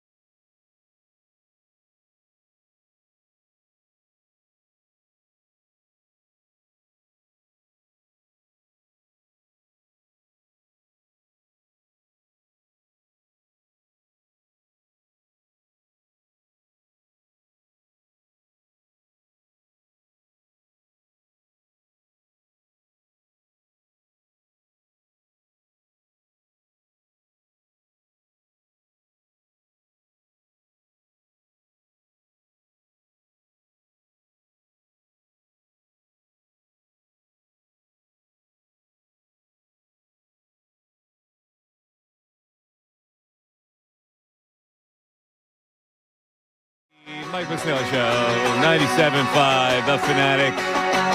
Sixers tonight on our airwaves in Miami against the Heat. There's no official word on Embiid, but he has been downgraded to questionable. The Sixers have recalled Adem Bona, which probably means that Joel will not play tonight. I don't know what to think, man. He's ill. He's sick. So he's not playing. Yeah, any word on Jimmy Butler? I think he's questionable as well. He hasn't played, though. He's had that ankle injury. So he's probably not going to play. Maybe they steal a victory tonight. Would that make you feel good tomorrow if they steal a victory? No, it doesn't matter if they steal a victory because they'd be stealing one. Yeah. It's not in the mainframe. All right, 610-632-0975. I got a question, people. I need the men football fans out there. I need to strap the truth meter on you. Because I happened to go to the mall yesterday to pick up something. And it was overly crowded. And I'm thinking, the wives have dragged the hubbies out because there's no Eagles game. Is my theory on or not? I think your theory is probably on. You think my theory is on that the men, well, no Eagles today. You're coming to the mall with me. So what I had to do was a little bit different. Did you go to the mall? No. So normally on Sundays, I'm here because we're doing the pregame show for the Eagles. Uh-huh. But because there was no Eagles game, I got invited over to the in-laws for a little Sunday dinner. Oh, nice. But they live about a 35, 40-minute drive from our house to the Northeast. So I made my wife drive, and I watched the Red Zone on my phone on the drive, so I didn't have to miss any football. And then when I got there, clearly I'm on the couch watching the game. That's not bad. That's it's a little chauvinistic, but well, she doesn't mind driving.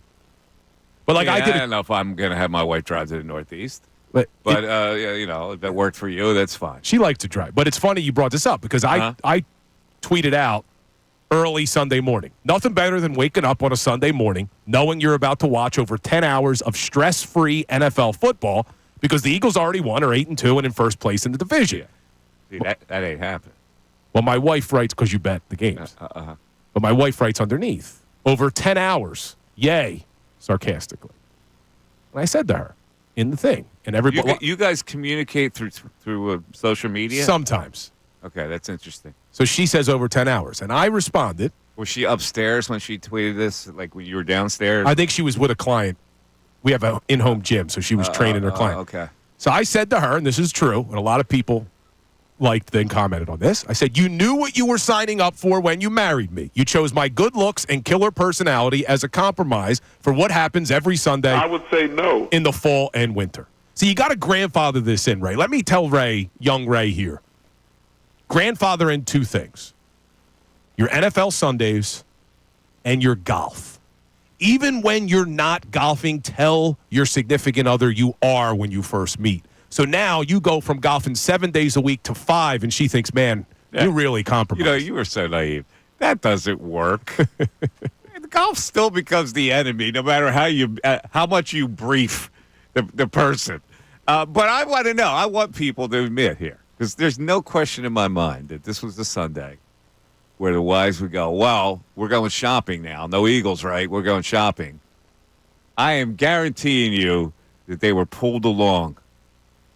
And it's all right. Listen, just admit it. The mall was overly gassed yesterday, and that's because there was no Eagles. I think you're right on that. I think you're right. But I love when I hate Thursday night games, but then I love that there was not an Eagles game because you could just sit there and watch the Red Zone for 7 hours of commercial-free football. Admit it, guys. Come on. But here's where I know when I say grandfather it in. So I said to my wife, well, what time are we leaving to get to your mom's? She said 3 o'clock. I go, well, I'm going to have to watch Red Zone in the car because you know what happens at 3 o'clock. And you know what my wife says? It's the witching hour when losses become wins and wins become losses. That is grandfathering it in, Ray. She knows 3 o'clock is the witching hour. You don't watch the Red Zone, do you? Sometimes. Every game or every Sunday around 3 o'clock, He says it's now time for the witching hour. Scott Hansen, you're talking about? Yes, that's his line around 3 o'clock. You know, he became a big deal from being here.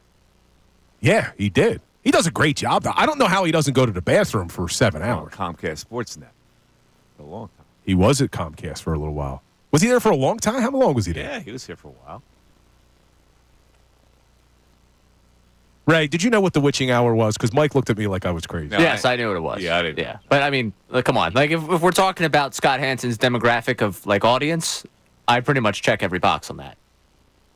I'm a single dude in my 20s who likes to rot away on a Sunday. Like that. I mean, that's. I got to be honest with you. I watch the game more than I watch the Red Zone, the game that's on. I can respect that. I know some people feel that way because it is hard to really get into one game because you're bouncing around. Yeah, like if I got a couple bets, I don't flip it to the Red Zone. But yesterday I licked my winnings and threw my money on the bed because what did I play on? So how come nobody has brought this up to me?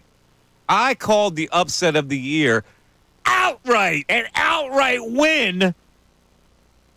You did. I have it written down right here. You did. You talking about Kansas? Kansas Kansas with a over losing BYU. record goes into BYU and wins that game against an undefeated team who was in like the top 4 for the college playoffs. That's the ultimate victory. And I got no credit. thanks for it at all today. Yes. Give you credit for that one. That was a big one. I actually went 1-2 this week, but my lock of the week hit. I had the Bills, so. But yeah, that outright BYU losing to Kansas was a great call by Mikey Miss. He read the line, and he read it right. I think I was 2-1. I had Miami Dolphins over those hapless Raiders. And you had UCLA. Yeah, they lost. Yeah. Ish in Levittown. Ish, you're on 97.5 The Fanatic. What's up? Hey, how are you guys? What's going on, Ish? Bill, I just want to let you know that you're God given gift. I like how you don't side with Mike all the time. I think that's a fresh air relief. But Mike, I had to push back on you today. You said some things today that were very wrong, and I just want to address them. Just quick points. The Embiid thing, we can't control his injury. We're immune to it at this point. And why? Whatever happens, why are you immune? He's been injured the last. Oh, why? But why years. Why are you immune to it as a consumer? Why are you immune to it when he just signed a contract extension of $120 million more? Why are you immune to it? You shouldn't expect performance. No, I expect performances, but at this point, Embiid is just an injured player. We had to deal with it. We can't go off and. Mm-hmm. Why is he an injured player? Why is it impossible to rehab an injury? Why is it impossible to be in shape to get ready to start a season? He's 7'3" and 200-something pounds. He has bad knees. He can't. It's impossible for him to get back in game shape. It is. I didn't realize that it was impossible for guys that have been injured to actually play. I get it. The next point was, what's with all the love with the Lions? The Eagles. I agree with Bill. The Eagles can beat the Lions. If you go list by list, like who's a better quarterback, Jared Goff or Hurts? It's Hurts. Saquon or Williams? It's Saquon. Like I think our defense is better than them too. We have to stop bowing down. Like I think we can beat these teams. Ain't nobody bowing down. Everybody who covers the NFL right now thinks the Lions are a better team, and I agree. I think they're a tad better than the Eagles because they've been on a steady upward climb to build an organization. Mike, last year they had one good year, and that was last year. Dude, listen, Ish, brother. They have years of listen, losing. I know you're an Eagle fan. I get it. I understand it. I look at it a little more objectively than maybe you look at it. I look at it like the Lions right now are playing maybe a tad better football than the Eagles. I'm not saying the Eagles can't beat the Lions. We'll see when that game. I'm saying right now that when you look at the top teams, I got the Lions and the Eagles are just below them. Okay, 2 quick points. I agree with Bill with running up the score. Why would you run up the score on the Jaguars? That's not a good look. That poor differential, you can be shaved off. I don't agree with that. I agree that's like selfish and that's not part of the game. You can't just be running up a score on a team that's starting Mac Jones. I just don't agree with that. All right. Yes. Okay. Good call, Ish. All right, Ish. Ish checking in. But you're saying they're playing good football, and they are. But you go back to last week, they didn't play well against the Texans. How did I get on? Like, I'm not like a Lions fan. I don't know. You're wearing blue and silver today. Yeah, I'm not a Lions fan. I'm just like, I'm trying to look at it objectively, and I think right now they're the team to beat, which makes them a little higher ranked than the Eagles. 610-632-0975. We got a lot of text on Embiid. We'll address them after this.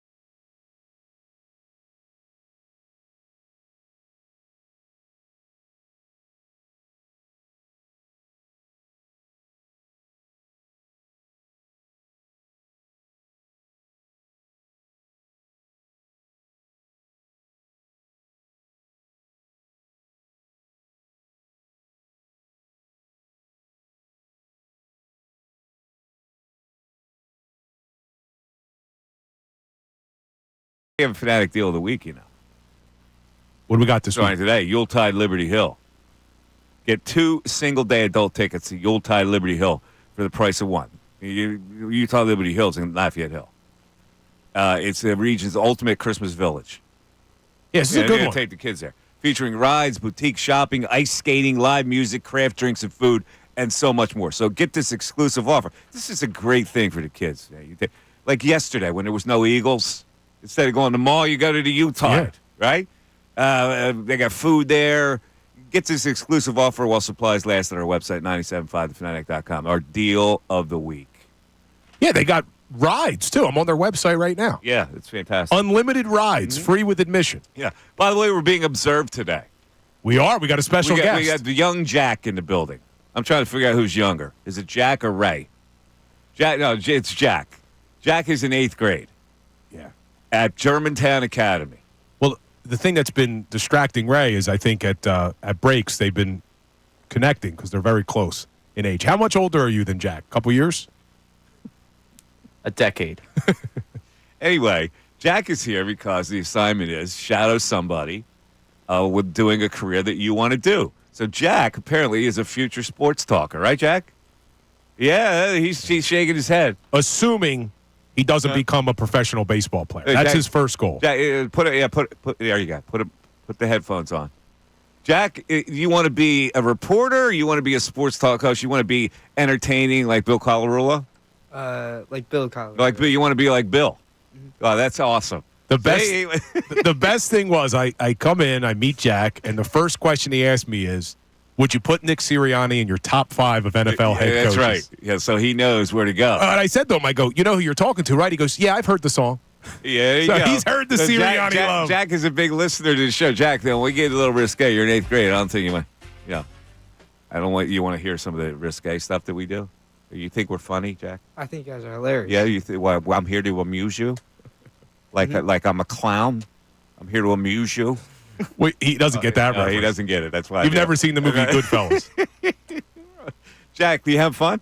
Yeah, I am. Good, man. How's Ray? You checking on Ray? Are you overwhelmed with the stuff that he's doing for us? A little bit. Yeah. Nice kid, Jack. He is. He is a nice kid. That kid. Nice kid. 8th grader. Either a professional baseball player or he's going to be the next Ray Dunn. Right, he plays baseball at GA. Remember the name. I really would have wished I could have gone to GA, Jack. You're a very lucky man. I think I am too. Yeah, thank you. Thank you, Jack. All right. Thanks, Jack. All right, now take off the headphones. Sit down, you little bastard. No. Oh, man. No, so he was having fun. I would have loved to go to Germantown Academy. The closest academy I ever got to was Academy Road in the Northeast, you know? Yeah. I didn't go to an academy like you did, Bill. I went to like Jack did. Went to a prep school. Well, it's the same thing, isn't it? Yeah, but you see, you're acting like it's all sunshine and rainbows. I was on disciplinary probation, and if I was at a different school, I probably would have been fine. But at a prep school, I was considered like one of the bad kids. You still went to a prep school. What did you do? I just never stopped talking. That was my problem. Which is now kind of served me okay. Being a lawyer and now this, you kind of have to talk for a living. But yeah, I never stopped. Is there a sports figure that you were obsessed with that maybe you drove the teacher nuts talking about? What, like I drive you nuts about Nick Sirianni? Is that where you're going with this? No, I'm just wondering. Just trying to get the full picture of young Bill here. I was just very much the class clown. Yeah, like when you do the end of the year, like senior year, they rank, vote everybody as whatever. I was class clown, most talkative, funniest. Like that was always me. Which is funny, though, because then first time I meet Mike, and I asked Mike, was he at the pregame show together or postgame show together? I said, hey, any advice? He goes, yeah, you're too serious. I go, too serious? I've always been accused of not being serious enough. Yeah, but you were really serious X and O football man. Well, I'm sitting up there with you, Seth Joyner, Derek Gunn. Like, what was I supposed to be? Well, but now I realize I could show my personality. Yeah, there you could be serious, but like when you're doing Sports Talk Radio, you got to be a goof. Yeah. Like, for instance, you got to, wander away from the topic, and we'll get back to the topic, right? Yeah. So I happen to be watching Risky Business this weekend. Wow, that's a throwback. It's great. It's a great movie.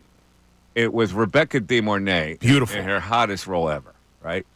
And I'm thinking like Tom Cruise is like Ray's age or even less. Wait. This is like Tom Cruise's first acting. Yeah, film. he's super young. In that movie. and do you realize the sex that's in that? There's a lot of. I don't remember. Oh my God, it's unbelievable. I got to go back. Nakedness of Rebecca De Mornay. So here's what I thought. If you're Tom Cruise, you're working with a sexy Rebecca De Mornay, and you're going through all these scenes where he's actually involved, engaged with her. Is it possible for him not to be excited? That's what I'm thinking. Oh, God. As I'm watching the movie. Remember, we got an 8th grader observing the show. I understand. I apologize to Jack, but these are the type of like conversations that we get into. That's the first thing I thought about. This kid is like He's like, I don't know how old he was when he did the movie. She's this gorgeous woman. He was younger than me. He was. Well, how old was he? He was born in 62. The movie came out in 83, so 21? Yeah. He was 21 years old. Impossible. He looked like he was 15 in the movie, actually. He's playing a high school kid. No, it's impossible. And the problem is, at that age and him being so young in the business, he was probably embarrassed by his excitement. Well, that's what I'm saying. Like, in making the movie, does the director have to yell, cut? I mean, it's a ridiculous thing to talk about here. But seriously, I'm going, oh, my God. Yeah, that would be tough. She was good in The Slugger's Wife, too. She was, which was a horrible movie. It was a weird movie, yeah. But, yeah, so anyway. Depressing fact of the day for me. That's the kind of things you got to do with Sports Talk Radio. You got to kind of move this way and that way.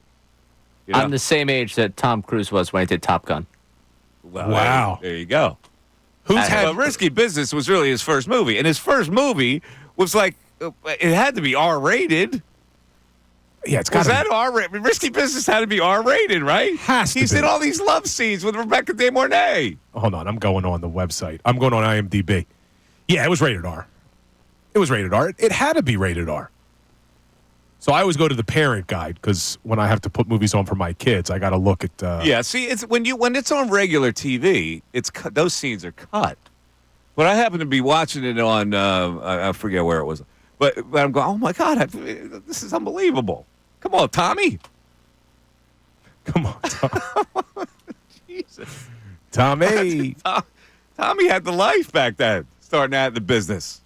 So as we do venture off topic. Earlier in the show, when Ray did his news at noon, he talked about, I forget who it was. Who was it that was sending the edible arrangements?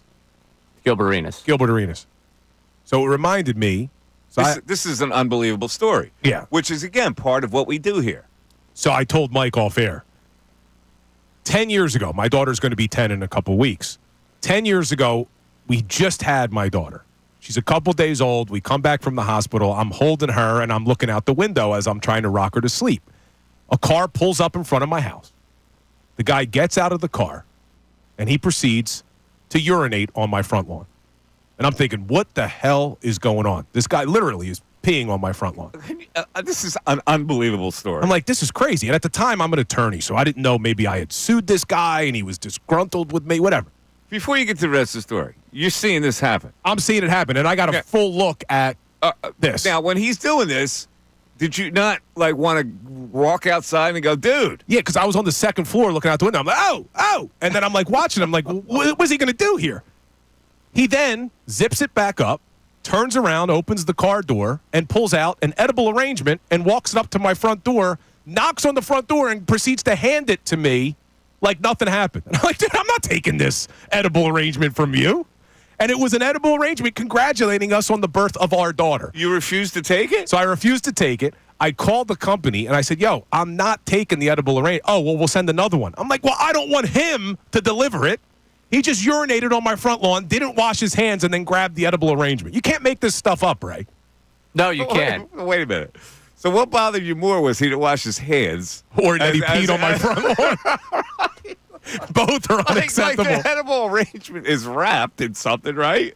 Yeah, it's wrapped in plastic. It's almost like he had gloves on when he delivered it to you. But you were worried more about that. He didn't wash his hands than the actual act. Yeah, I don't know what I was more upset with. It was just a wild thing to see this unfold. Car pull up, guy get out, pull it out, pee. That's like mind-boggling to me that somebody would do that. I guess when you got to go, you got to go. No. The alternative is you just let it go inside Wawa. That's why you got to have a Wawa bottle in your car for situations like that. All right, let's get to the text. We have a lot of football texts. We have a lot of text on Embiid, and if you enjoy it, it's 610-632-0975. Ray, what do we have? All right, we'll start with Embiid. Bill from Royersford. I'm on the verge of being out on the Sixers this year. I'm certainly not going to be attending because the organization doesn't show that they are for the fans. Then with all the uncertainty with the 2 of the 3 stars, their availability on a nightly basis gives me no confidence that they're going to be a contender this year. It's frustrating, man. I feel the same way. I'm going, this almost feels like a lost season. And I know it's only November, and I haven't even seen those 3 guys play together. There's something wrong here. I fear it. What else we have? And with that, we have our first tank text of the day. I was waiting for this, Ray. Let's go to Joe in Jersey. Process 2.0, tank the season, target a wing player in the draft. And the wing player, of course, is Cooper Flagg. Everybody, the consensus number 1 player. You can't tank enough. With the bad teams that are in this league, you can't tank enough to ensure that you're going to get the first pick in the draft. But you just said something. You can't do that either. You just said with the bad teams in this league. Yeah. Are the Sixers one of those bad teams? No. I'm talking about the teams that fall out of the playoffs, the scant teams that fall out of the playoffs. But I'm also talking about the 9 and 10s who probably don't belong in the playoffs either. They can't go below that. Especially Embiid's eventually going to get in shape, right? He has to, right? I'm trying to convince myself here. He doesn't need to because it's all about he'll be in shape by the time they play game 1 in the playoffs. That's all we care about, apparently. What else you got, Ray? All right, let's switch it over to football here. Some support coming in for Bill and his Birds love today. Keith from Mount Airy. Once again, Bill is spot on. It's fair to say the Lions are the best team in the NFL, I guess, because they are 9-1. But just like Bill is saying, what about this Lions team makes them head and shoulders above or better than the Birds? Dan Campbell has the same history as Sirianni, minus a trip to the Super Bowl, and the Lions are definitely padding stats in these blowout games. Going for it, up 35-6 is a perfect example of that. Their over-emotional coach is playing for style points when most teams are just playing to win. It's obvious. Okay. There you go. Listen, that's a legitimate view. Speaking of legitimate, can you just read the first line of that text again? Keith from Mount Airy. No, the first line of the text. Keith from Mount Airy. I believe the first thing he wrote. The Bill is spot on text. I mean, that is becoming a common theme on this show. Bill is spot on. I'll just leave you with that. Listen, I have to give respect to the fact that they're Eagle fans and they want to see it a little differently. Listen, I'm trying to be objective. And I'm saying, listen, I am being objective by saying the Detroit Lions are very good. And you would have to put them in the power rankings above the Eagles right now because they're 9-1. The Eagles are 8-2. The Lions do have more style points, if you want to say that, because they've blown out teams and run up the score. But when you put these teams side by side, there is no reason to think that the Eagles couldn't beat the Lions. I'm not saying that they would. I said if they played each other 10 times, they probably would be 5-5. I think they're that evenly matched. Can I take this show in a different direction for a second? Go ahead, Ray. You know how we do Kellen Moore, do the obviously count? Mm-hmm. I have started, and Bill, I'm sorry, I've started to do an objective count with you. When you say, if you're going to be objective. Oh, boy. You love that. I think that phrase is now taken over for the you're not wrong, Mike. Because if you're being objective, the number of times you say objective right now, it's not quite Kellen Moore obviously level.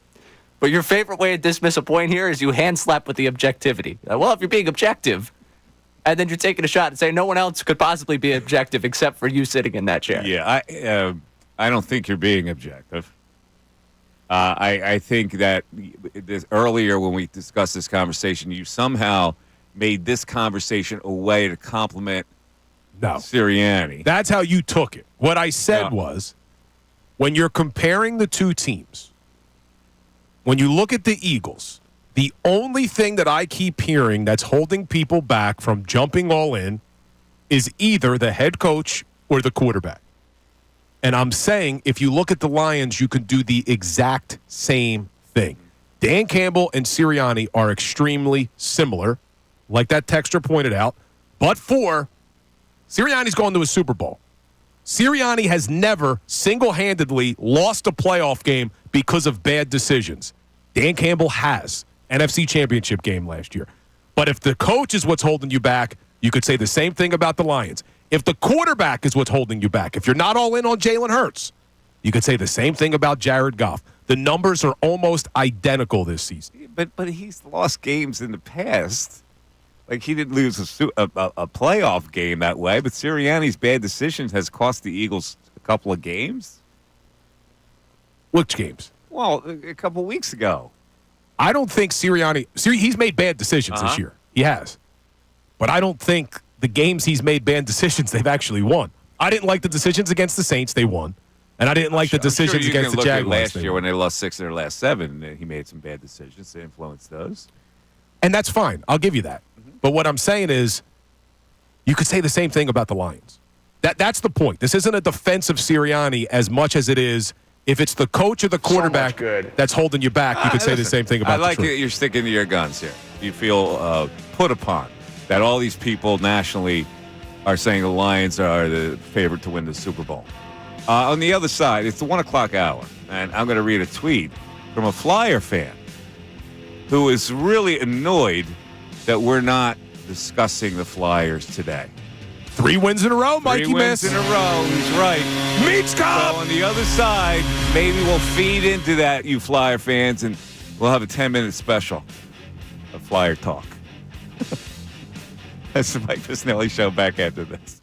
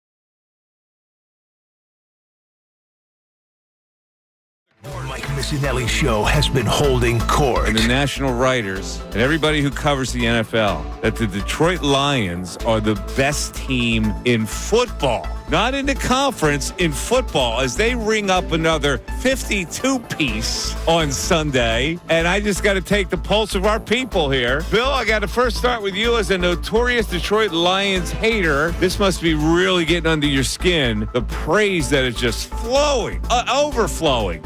For the Detroit Lions, the best team in football, they are saying, which kind of like puts the Eagles at a very lower rung here. So, Bill, your thoughts? Mike and Bill have been pleading their cases. Well, for the first time in the Detroit Lions history of their franchise, they are favorites to win the Super Bowl, according to all the odds makers. And look, you're right. I have hated on the Lions, but they are the class of the NFC right now. They're 9-1. They're dominating teams. I think they're running up the score a little bit. I think they're running up the score a lot. But you look at that game against the Jaguars. Oh, my God. Hold it.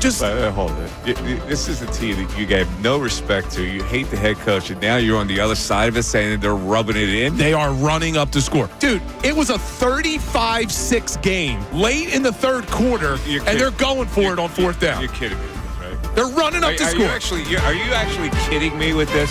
The Mike Missanelli Show Holding Court is brought to you by Grunko Law, your law firm when you need help because of an injury. We treat every case like it's Dallas Week. Pray for peace, prepare for trial. Now back to Mike Missanelli on 97.5 The Fanatic and 97.5thefanatic.com.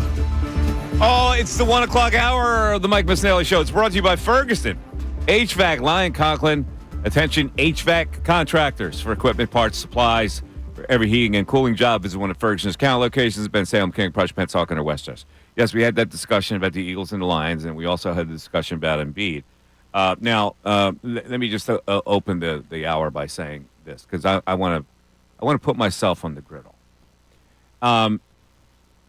Tell me, when you heard the news that he was questionable, now it looks like he's not going to play because he wasn't at shoot-around. They called up Bona, the whole thing. What was your when you heard that news? It's just like, for me, it was, oh, my God, this is a nightmare that won't end. Now, to others, apparently it's no big deal. So is this just me?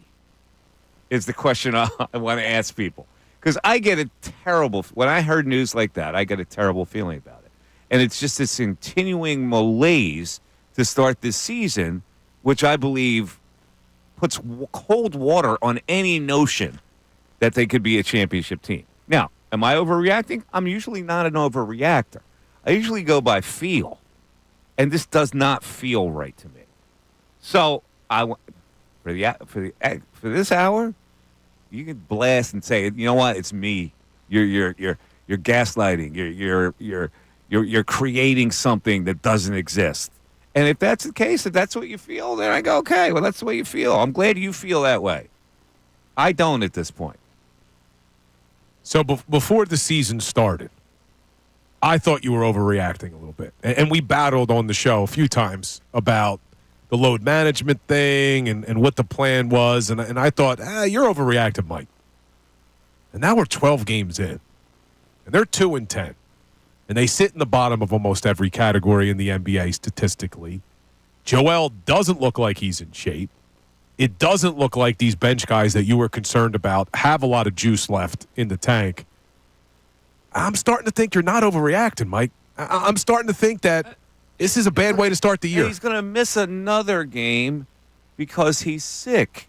And it just goes on and on and on. Like, when you heard this, did you not have a sour stomach reaction to it? When I first saw, or not, I guess listen. People get sick. I get it. But this happens to him a lot, where he doesn't feel well, or he's got a fever, or whatever it is. And I don't know what it is at this point. I don't know whether it's just an extension of load management, or he's actually sick, or what it is. And so hence my confusion about this whole season. It just is. It's weird. When I first saw the report yesterday that he was questionable with an illness, my immediate reaction was, no way. There's no way they're going to make him miss this game. They can't. What they're putting the fans through, there's no way he misses another game just because he's sick. And now he's downgraded to doubtful. and they recalled Dembona, and I'm thinking, Mikey misses right. You know, if he does play tonight, he's got a built-in excuse. You know, before it's like, well, you know, he's got a bad, chronically bad knee. Now it's, well, he was sick last night. All right, like I say, I'm opening myself up. I throw my arms out to you. So I said earlier in the show that I'm still holding out hope, and I know hope's not a plan, but I'm still holding out hope that Joel gets in shape, Maxey comes back, the big three's able to gel. But I'm asking myself, and I'm going to throw the question out because I don't know what the answer is. At what point does the hope completely die? So they're 2-10. At what point do we look at the season and say, we got no hope left? I don't think it's going to die because they've sold this notion, and people have bought it, that the only thing that's important is the playoffs. And so people can reasonably say, wow, the playoffs are so far away. There's plenty of time for them to play together, to heal together, the whole thing.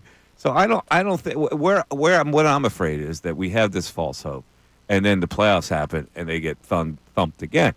And so that's my worry now is that to the end. So it's not just like a current worry. It leads to something bad. All right, now let me get to this here. This tweet from this guy on my Twitter, which is MikeMiss25. And he tweets the following. I know the Flyers are not popular, but you have a ton of Flyer fans listening/watching. They are so much more fun than the Sixers. Can you at least give them 20 minutes in your 4-hour program like the early Sixers when they got Embiid and prospects, because Michkov equals a young Embiid? I think this is worthy of discussion because a lot of people don't understand that Sports Talk Radio goes by certain tenets, right? Correct. So here's the way I have to try to explain it. The Flyers are a major franchise of the four that we have here, but the Flyers are not mainstream. Now, don't get me wrong.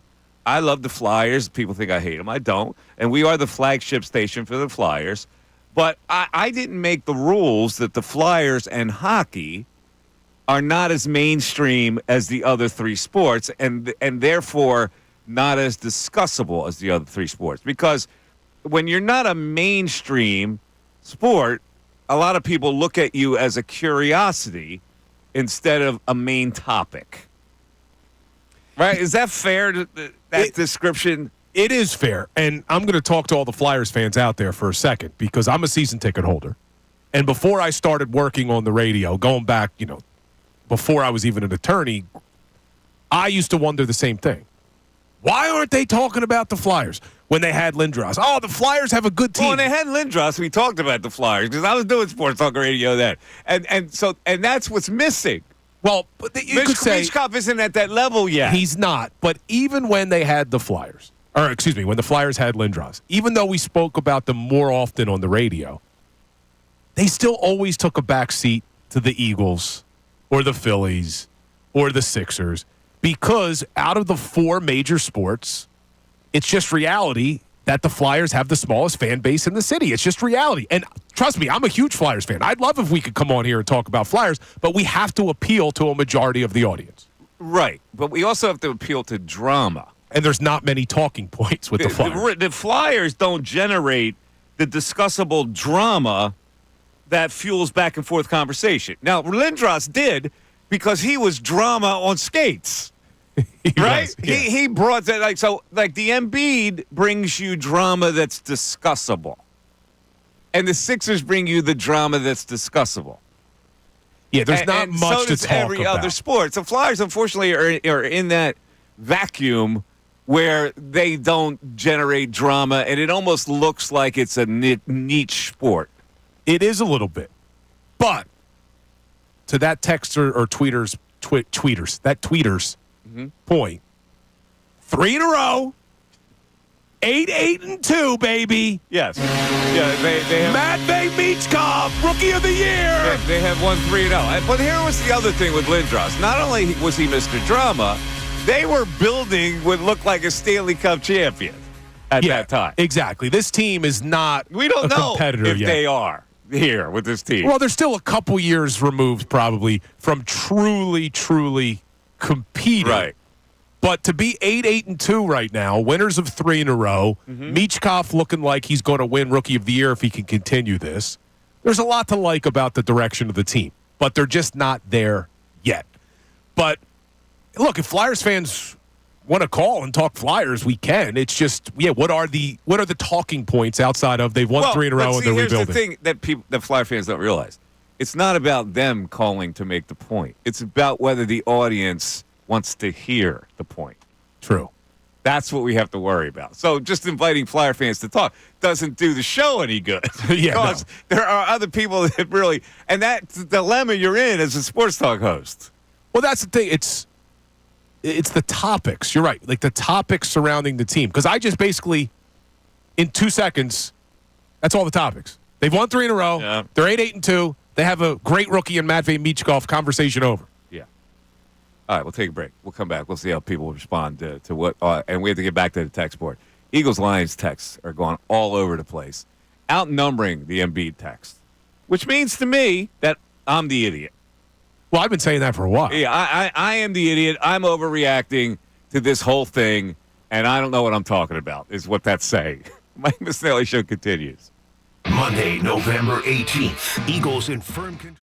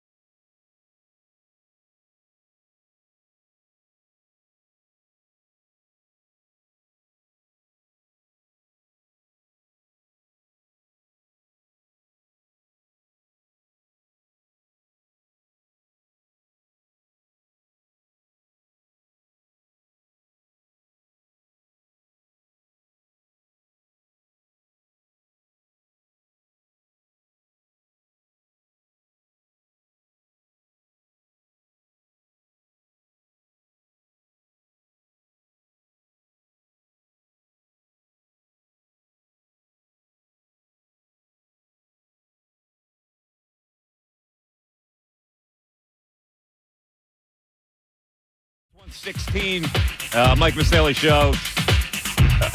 Monday, interesting Monday. It's a football Monday without an Eagle game to talk about. Normally don't like those kind of things, but we had some spirited conversation. We're all over the map with a lot of topics today. I wanted to read one other tweet that has nothing to do with the Flyers, but the Sixers. And this is from the 2-minute warning, which is what, I don't know, is that what his girlfriend calls him? Oh. No, Well, in order for there to be a 2-minute warning means you got to go longer than 2 minutes. Or not. So he seems like a nice enough guy. He's a fan. He says, Mike Miss, I love you, bro. Thank you. Relax, and puts in capital letters. 70 games left. PG and Maxey getting hurt wasn't in the plans, but they will be okay. PG is off restriction, and Maxey may be back this week. This isn't a one-year plan, by the way. This is a 4 to 5 year plan. It's all in, and we'll see what happens. 4 to 5 year plan? Seriously? This is still going on? It's a 4 to 5 year plan now? Paul George would be 73 in 4 or 5 years. Yeah. Look, I can get behind maybe saying be a little bit patient for Embiid to get in shape and Maxey to come back. But when they made the move to get Paul George, we weren't looking 3 years down the road. We're looking at this year, next year, and the year. Like, they got to win now. Embiid's window's closing. Paul George is in the twilight of his career. You got to win now, man. We've asked the fans to be patient enough. Patience is out the window now. And this is the pitfall of the plan, where if you're going to be uber cautious with Embiid, nothing else can go wrong. Well, guess what? In the preseason, you saw George, the scare with his knee, and he wasn't ready to start the season. Maxey, you've now seen go down. You've given yourself no margin of error pretty much the rest of the way. And, hey, we're talking about a game in Miami he might not play. Listen, man, I guess I have to just take it. I had to take it. You got to just take it. I got to take it. There was something else we didn't talk about, too, Mike. It was the fight. The fight? Tyson and, what's his name? Jake Paul. Jake Paul and Tyson. I forgot about it. Who? I wanted... I wanted to watch it. For some reason, I got tied up in watching something else and completely forgot about that it was on. Well, you did yourself a favor. Yeah, you did yourself a favor. So what's the review? Other than I know people are complaining about the stream and Netflix blew it and their first venture into sports, all that kind of stuff. The fight itself, you had told me that you thought it was orchestrated. The result was orchestrated. And that it was just going to be an exhibition that both of them survived and made money out of. Yeah, and... See, the problem is I started to get excited. I couldn't wait because it's Tyson. And, I grew up watching Tyson, and, it was the thought of him getting back in the ring. The moment he stepped into the ring under the bright lights, I turned to my wife and I said, oh, my God, he's old. Like, this is almost sad. And then to watch him, he didn't have his legs, and it just... You give him a lot of credit being 57 or 58 years old and being able to go to distance with a 27-year-old. But I left it being more sad by the fact that Mike Tyson is not the Mike Tyson that you remember. Your expectations are interesting to me. You thought at age 58 he would look like the Tyson of old? No, but I guess I think that was the big tease. And that's just not realistic. Now, 60 million people watched it? Dude, the whole world was watching this thing. Mm-hmm. But look, I give Tyson credit for being able to hang in there at his age. But it was just, I'm a little mad at myself that I got drawn in hook, line, and sinker. Pay for it. It wasn't pay-per-view, so. But I stayed up. By the time that fight was over. What time did the fight start? It was after midnight, right? I don't know. The fight started after midnight. Asleep. The two fights leading up to it were incredible. The woman's fight, I hear, was incredible. The woman's fight was incredible. I think that the one who lost got ripped off. I thought she dominated the fight, but she had a nasty cut over her eye from a headbutt. The fight before that was really good. It's just, look, what I will give credit to Jake Paul, Mike Tyson, and everyone involved in this fight, man, did they promote the hell out of this thing. For them to be able to do what they did, sell out AT&T Stadium, have all those people watching it to the point where Netflix basically crashes, is pretty impressive, considering you had a 57-year-old boxer and a YouTuber. Oh, you are painting a beautiful picture of crap. The product was crap, the fight was crap, and the idea of it was. It may have been crap, but look at all the people who bought it. Yeah, that's more of a sign of the times than it is a sign of the good product. We're desperate for entertainment. Oh, That's what it says. God. The promotion behind this event. Look, I don't like Jake Paul. I don't like him even a little bit. But it is impressive what this guy has done. He's made a career out of what? What does he do? Well, he is now selling out. He is selling out a 100,000 people arena. This kid. How? You realize how many people have done this? What in the sports world, people have done it. What is Pat McAfee about? Well, at least Pat McAfee talks and entertains. I get it, but like anybody could hoodwink you these days because we're so desperate for something else. Yeah, but think about all the people. That's all people were talking about was this fight. And you were talking about a senior citizen fighting a YouTuber, and we went crazy over it. And what the end result was, I've been seeing on social media. The real star of the whole thing was that ring car girl, that co-ed. She was very pretty. Where was she? From Alabama? Ray? Yeah. Oh, Again, you didn't see it. I didn't. I literally, everyone was like, wow, that was awful. I was like, I don't know. There might have been someone for the last 2 weeks trying to tell you this was going to be bad. But did I read correctly that Tyson only landed 18 punches? I don't know, but it was not. He only landed 18 punches. But hold on. I want to go back to something Ray said. He says it was crap. The thing that I'm giving them credit for, though, the 2 fights before Tyson and Paul were phenomenal fights that never would have gotten the type of attention that those 2 fights got simply because Tyson and Paul were the main card. No, you're right. So you think about all the people that got to see those 2 girls and then those 2 guys who fought. It was incredible. But why should you care about that they got the exposure? Well, they should care. Well, they should. Why should you care? Well, I'm saying it wasn't just a crap event. The main event was crap, but the event they put on was exciting. Yeah, was that enough for you to watch those undercard fights? To be satisfied with an entire night of you tuning in? If I would have had to pay for it, I'd been angry. Okay. Yeah, if I would have had to pay like you used to have to pay for pay-per-view. Mm-hmm. You remember that, right? Pay-per-view? Was that around when you were around? Yeah, I was disappointed by Mayweather-Pacquiao back in the day. That's when There you go. That was all right. So I know a lot of people watch it. So if you want to comment on that, that's fine. I was on a bus full of people who were watching it, and I was able to sleep through the event. That's how you know the event stunk. Not a single person got excited over that event. When you say the event, are you talking about the main event? Because the rest of the fights... Yes, because that's why they're watching. But the rest of the fights were very exciting. Very exciting. You're using the 2 other fights. You want to know why you're using that phrasing? Because that's not why you tuned into that event. You tuned into Tyson and Paul. Yeah, and the only reason you saw those fights is you wanted to keep up on when the other one was going to start. That's my point, though. That's what was good for them. But look, you're right. It does say a lot about the state of boxing because there are good fights that still go on, but no one talks about them. Boxing has really taken a back seat. When Tyson was big, boxing was awesome, Mike. You remember back then. Oh, yeah. I'm a big boxing fan. But you don't have that same energy around boxing anymore. There was just a big championship fight here at the Wells Fargo Center a few weeks ago. I don't even think we mentioned it on the air. Mm-hmm. I covered. So you're right when you say the times, Ray. I covered the Bo Holyfield fight in Vegas. Who won that one? You remember? I think it was Holyfield won that fight. Yeah, that's when you had so many heavyweights back then. Remember Butterbean? That wasn't the fight where the parachute came in. It was the one after that, I think. Remember parachute came in and flew into the ring? Yeah, it wasn't intentional though, right? That guy was like a streaker almost coming through. Right. All right, let's take a break and we'll come back and we got a couple calls on hold. We still have some text. 610-622-0975. Back after this.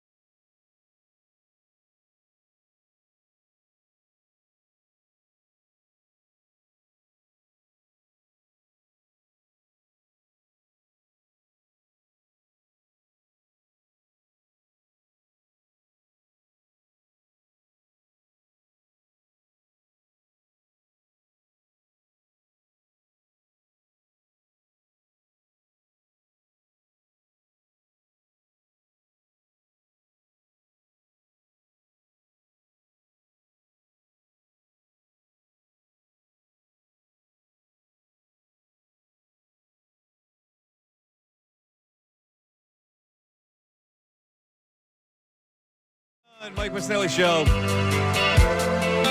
Eagles Lions text. We got some calls. We'll get to you in a second. I just remember, when I bring up a thing that I covered, I remember then a story that associates with it. So I was telling you about the Bo Holyfield fight in Vegas.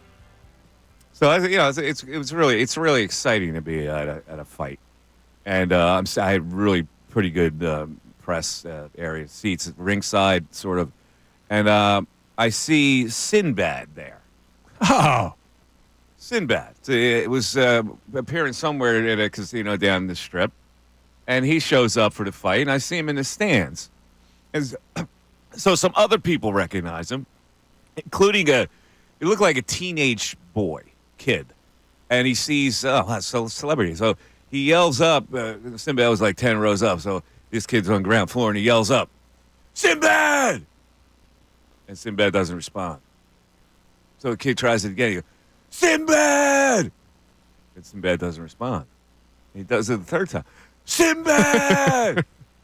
And Sinbad doesn't look down. So finally the kid goes, "Mr. Bad!" And Sinbad looks down and goes, "What's up?" no way. That's great. That's so good. "Mr. Bad!" Oh, man. His real name is David Adkins. Is that right? David Adkins. One of my favorite movies growing up. I like all these weird movies. Huh? I thought Sinbad's movie was called House Guest with Phil Hartman. It was hilarious. Did you ever see that movie? I know of it, but no, I don't. Loved that movie. I may have to go back and watch it. These silly-ass movies. You know what movie I watched this weekend? What? Made my wife watch it. That one we talk about a lot that you say is a silly one. Along Came Polly. Yeah, okay, but I was a big Cameron Diaz fan. She's not in that. She was in. She not? Where's she in? She's in There's Something About Mary. Oh, that's right. Something About Mary. Also very good. Also very good. Yes. Joe in Jersey joins us. What's up, Joe? Hey, Mike, long time, first time. What's going on, Joe? Doing? How you doing? Not a lot of just hanging. Listen. Oh, he hung all that time? We lost him? No. Joe, where are you? Let me put him on hold. We'll clear him up. Hello. My man T-Love is checking in. What's up, T-Love? Hey, what's going on? How you doing? Oh, man. Hey, listen, I remember that movie, The House Guest. It was a good one, wasn't it? Yeah, I liked it. My wife loves it. Wife loves it. Yeah, better than we like the Sixers right now. Wow. What? So are you disgruntled like me? Are you confused? Let me ask you something. You got season tickets, Mike? No. Well, then I have season tickets. I'm what's another word for disgruntled? Pissed off. How about that? How about that? But T-Love, they're just dragging you along because it's going to be all glory when the playoffs start. Listen, man, just like the people that bought that fight, man, I'm a sucker. Well, T-Love, you might not be. Listen. I got a bad feel. That doesn't mean that my feel is going to play out. Maybe when these three guys get together, it's sensational. They go on some fantastic winning streak. They eclipse this deficit that they're in.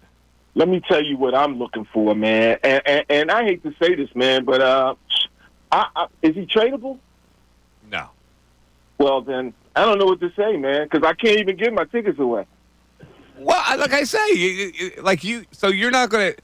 The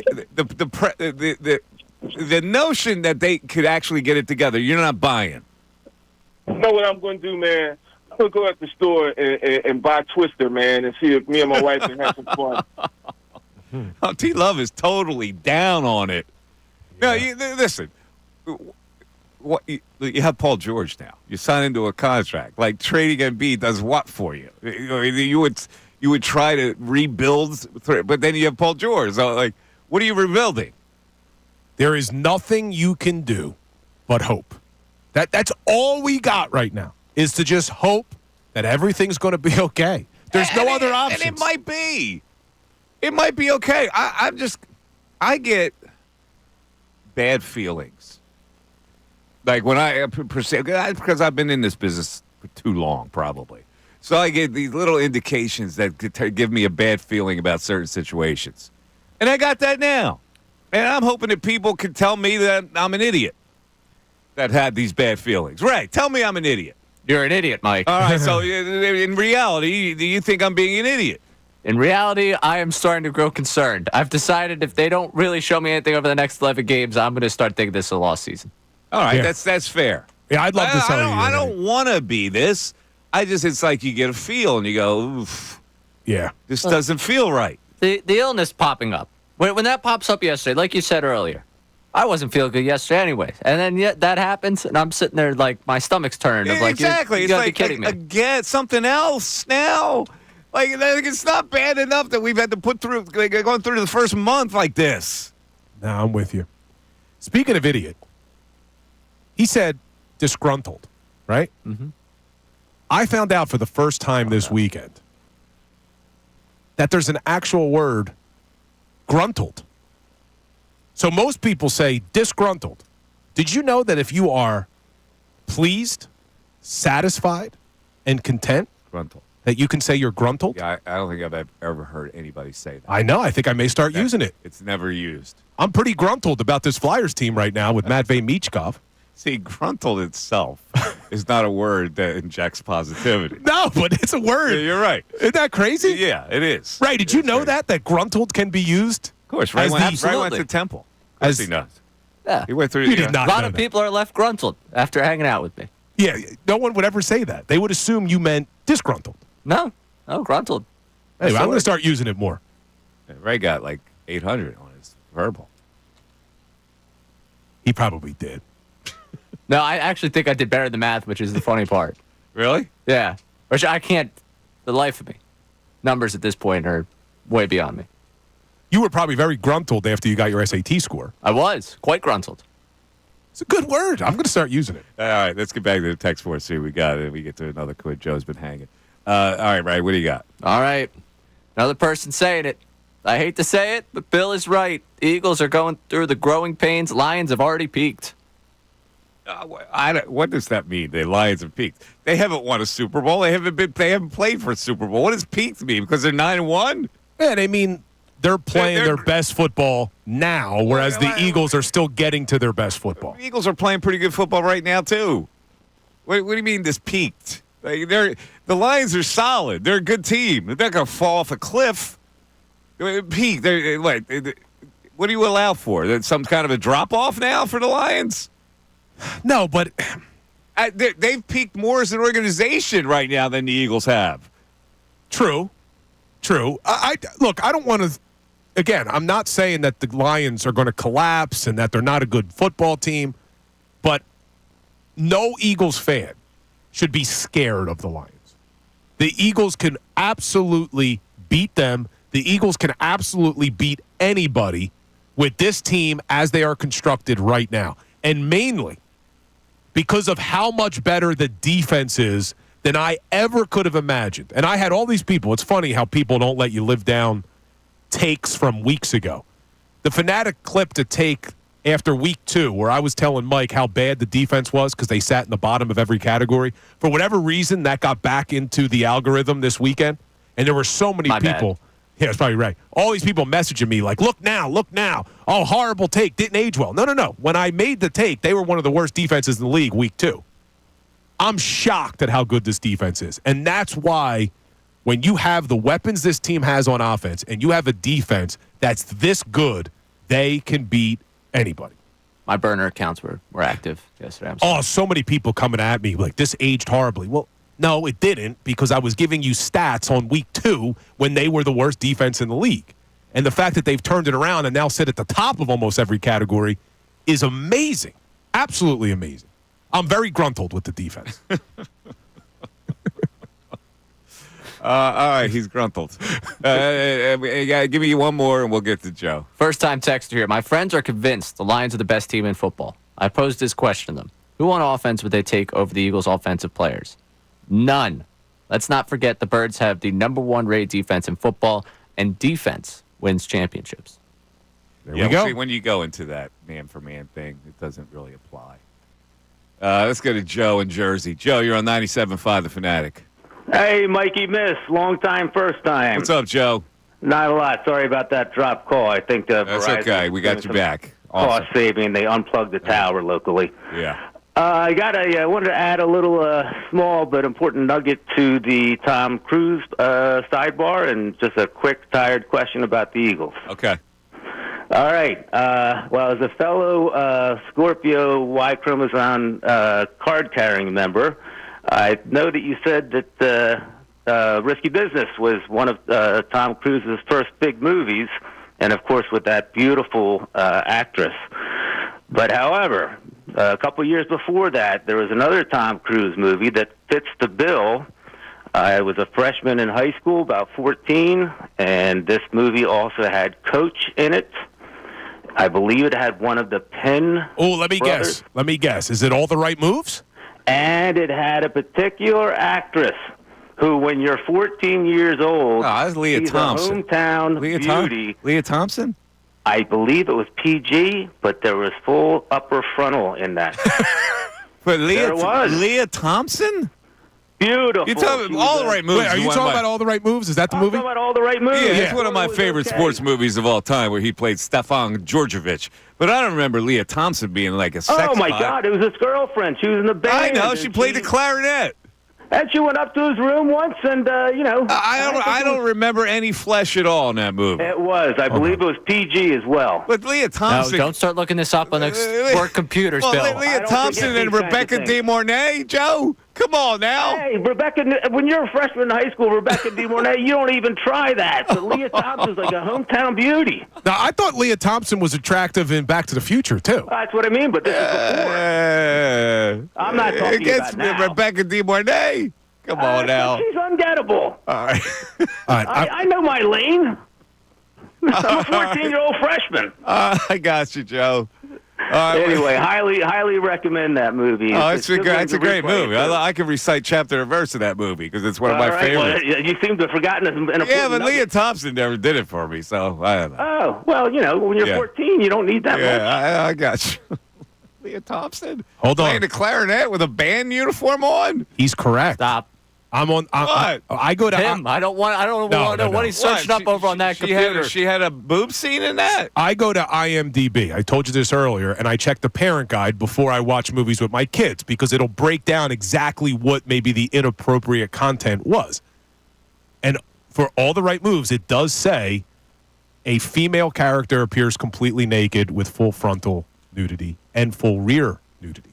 So I guess he's talking about her. I don't recall that at all. Nor would I have been affected by that. Because it's not Rebecca De Mornay. Yeah, but Leah Thompson. Yeah.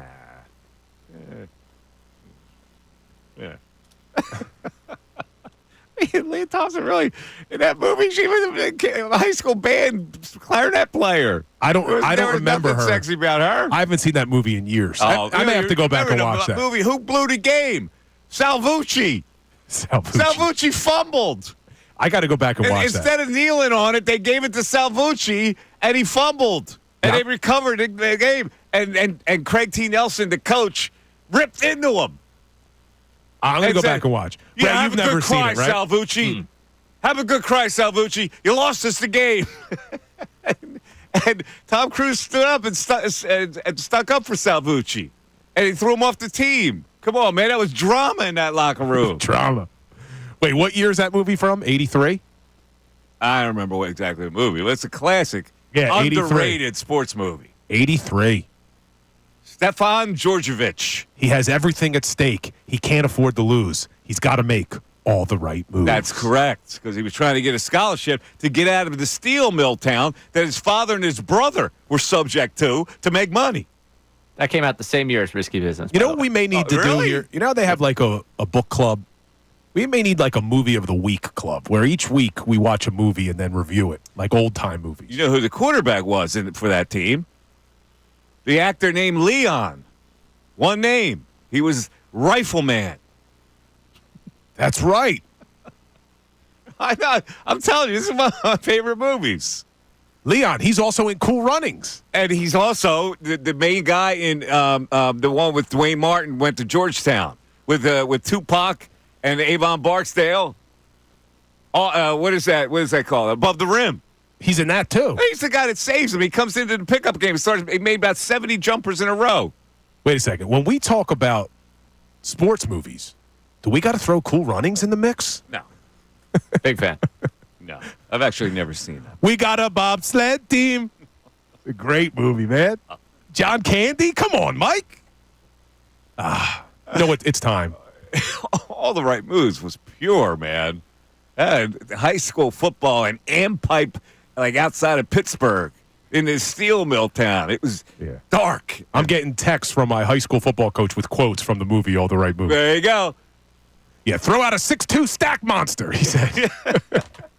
I got to go back and watch it. Yeah, have a good cry, Salvucci. You lost us the game, son. That's just what you want to hear after the game. All right, ladies and gentlemen, it is time for closing arguments. Now, closing arguments on the Mike Missanelli Show. Brought to you by Lowenthal and Abrams Injury Attorneys. Injured in an accident, call 800-876-LAWYER or visit lowenthalabrams.com. All right, listen, I can go two directions with this closing argument, but I'll stick to the one that's perturbing me the most, and it's not that people think the Lions are better than the Eagles. It's that Joel Embiid probably will miss tonight's game, another game that he's going to miss. The last game he played, he wilted in the fourth quarter. He's clearly not ready to play, and I'm worried about whether he's even interested in playing. And if he's not interested in playing, what is this season about? You know, this was a season that I thought they would be poised and primed to make a run at something since they added Paul George. Instead, all I've got is fragmentation. Guys aren't on the floor at the same time. The main guy, the most dominant player in the league for most of the games that he plays, is not in shape and wasn't geared up to be in shape to start the season. And the organization has been permissive to it. And more importantly, the fans have become permissive to it. I appear to be the only one bitching about it. But I'll hold my guns. I got a bad feel about this whole thing. I hope I'm wrong, and I hope people later on, a couple months from now, say, Mike, see, you're misguided again. I'll take that heat. Right now, I don't feel good about the Philadelphia 76ers. Bang.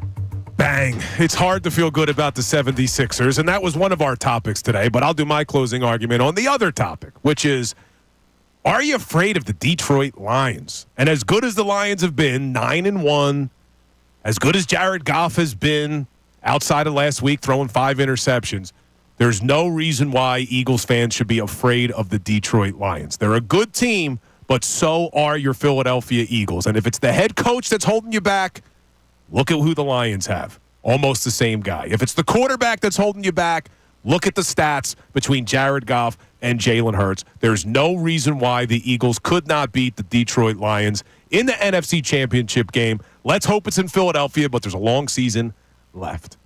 But I appreciate you today, Mike, on a Monday with no football. We had some fun today. We did have some fun, and you're right. I hope the game is here because I haven't heard your prediction if the game is in Detroit. Well, it's a long season. We'll make that prediction if and when it happens. But no Ray tomorrow, by the way, for the listening audience. Oh, Ray, you're on the road again? Yep. Oh, on the road again? Who you broadcast it, Brad? Tomorrow is Georgetown. Yeah, hoops. Temple hoops? Temple men's hoops? Women's hoops tomorrow. Women's hoops. Down in Georgetown. How's the Owls squad this year, women's hoops? 2-1. Did you know they fired the football coach, right? I did. I was on the air yesterday as that happened. The number of texts and tweets really at me. More controversial, Marcus Hayes' article about Embiid or his article declaring that the Temple football team should be disbanded? The notorious Marcus Don't even Hayes get me started. is calling for Temple to abandon their football program. Not so sure I disagree with him. Anyway, Stop it. We're done here today. Have a great rest of the night, everybody. Thanks for listening. Tell your friends and neighbors about the Mike Missanelli Show. Talk to you tomorrow.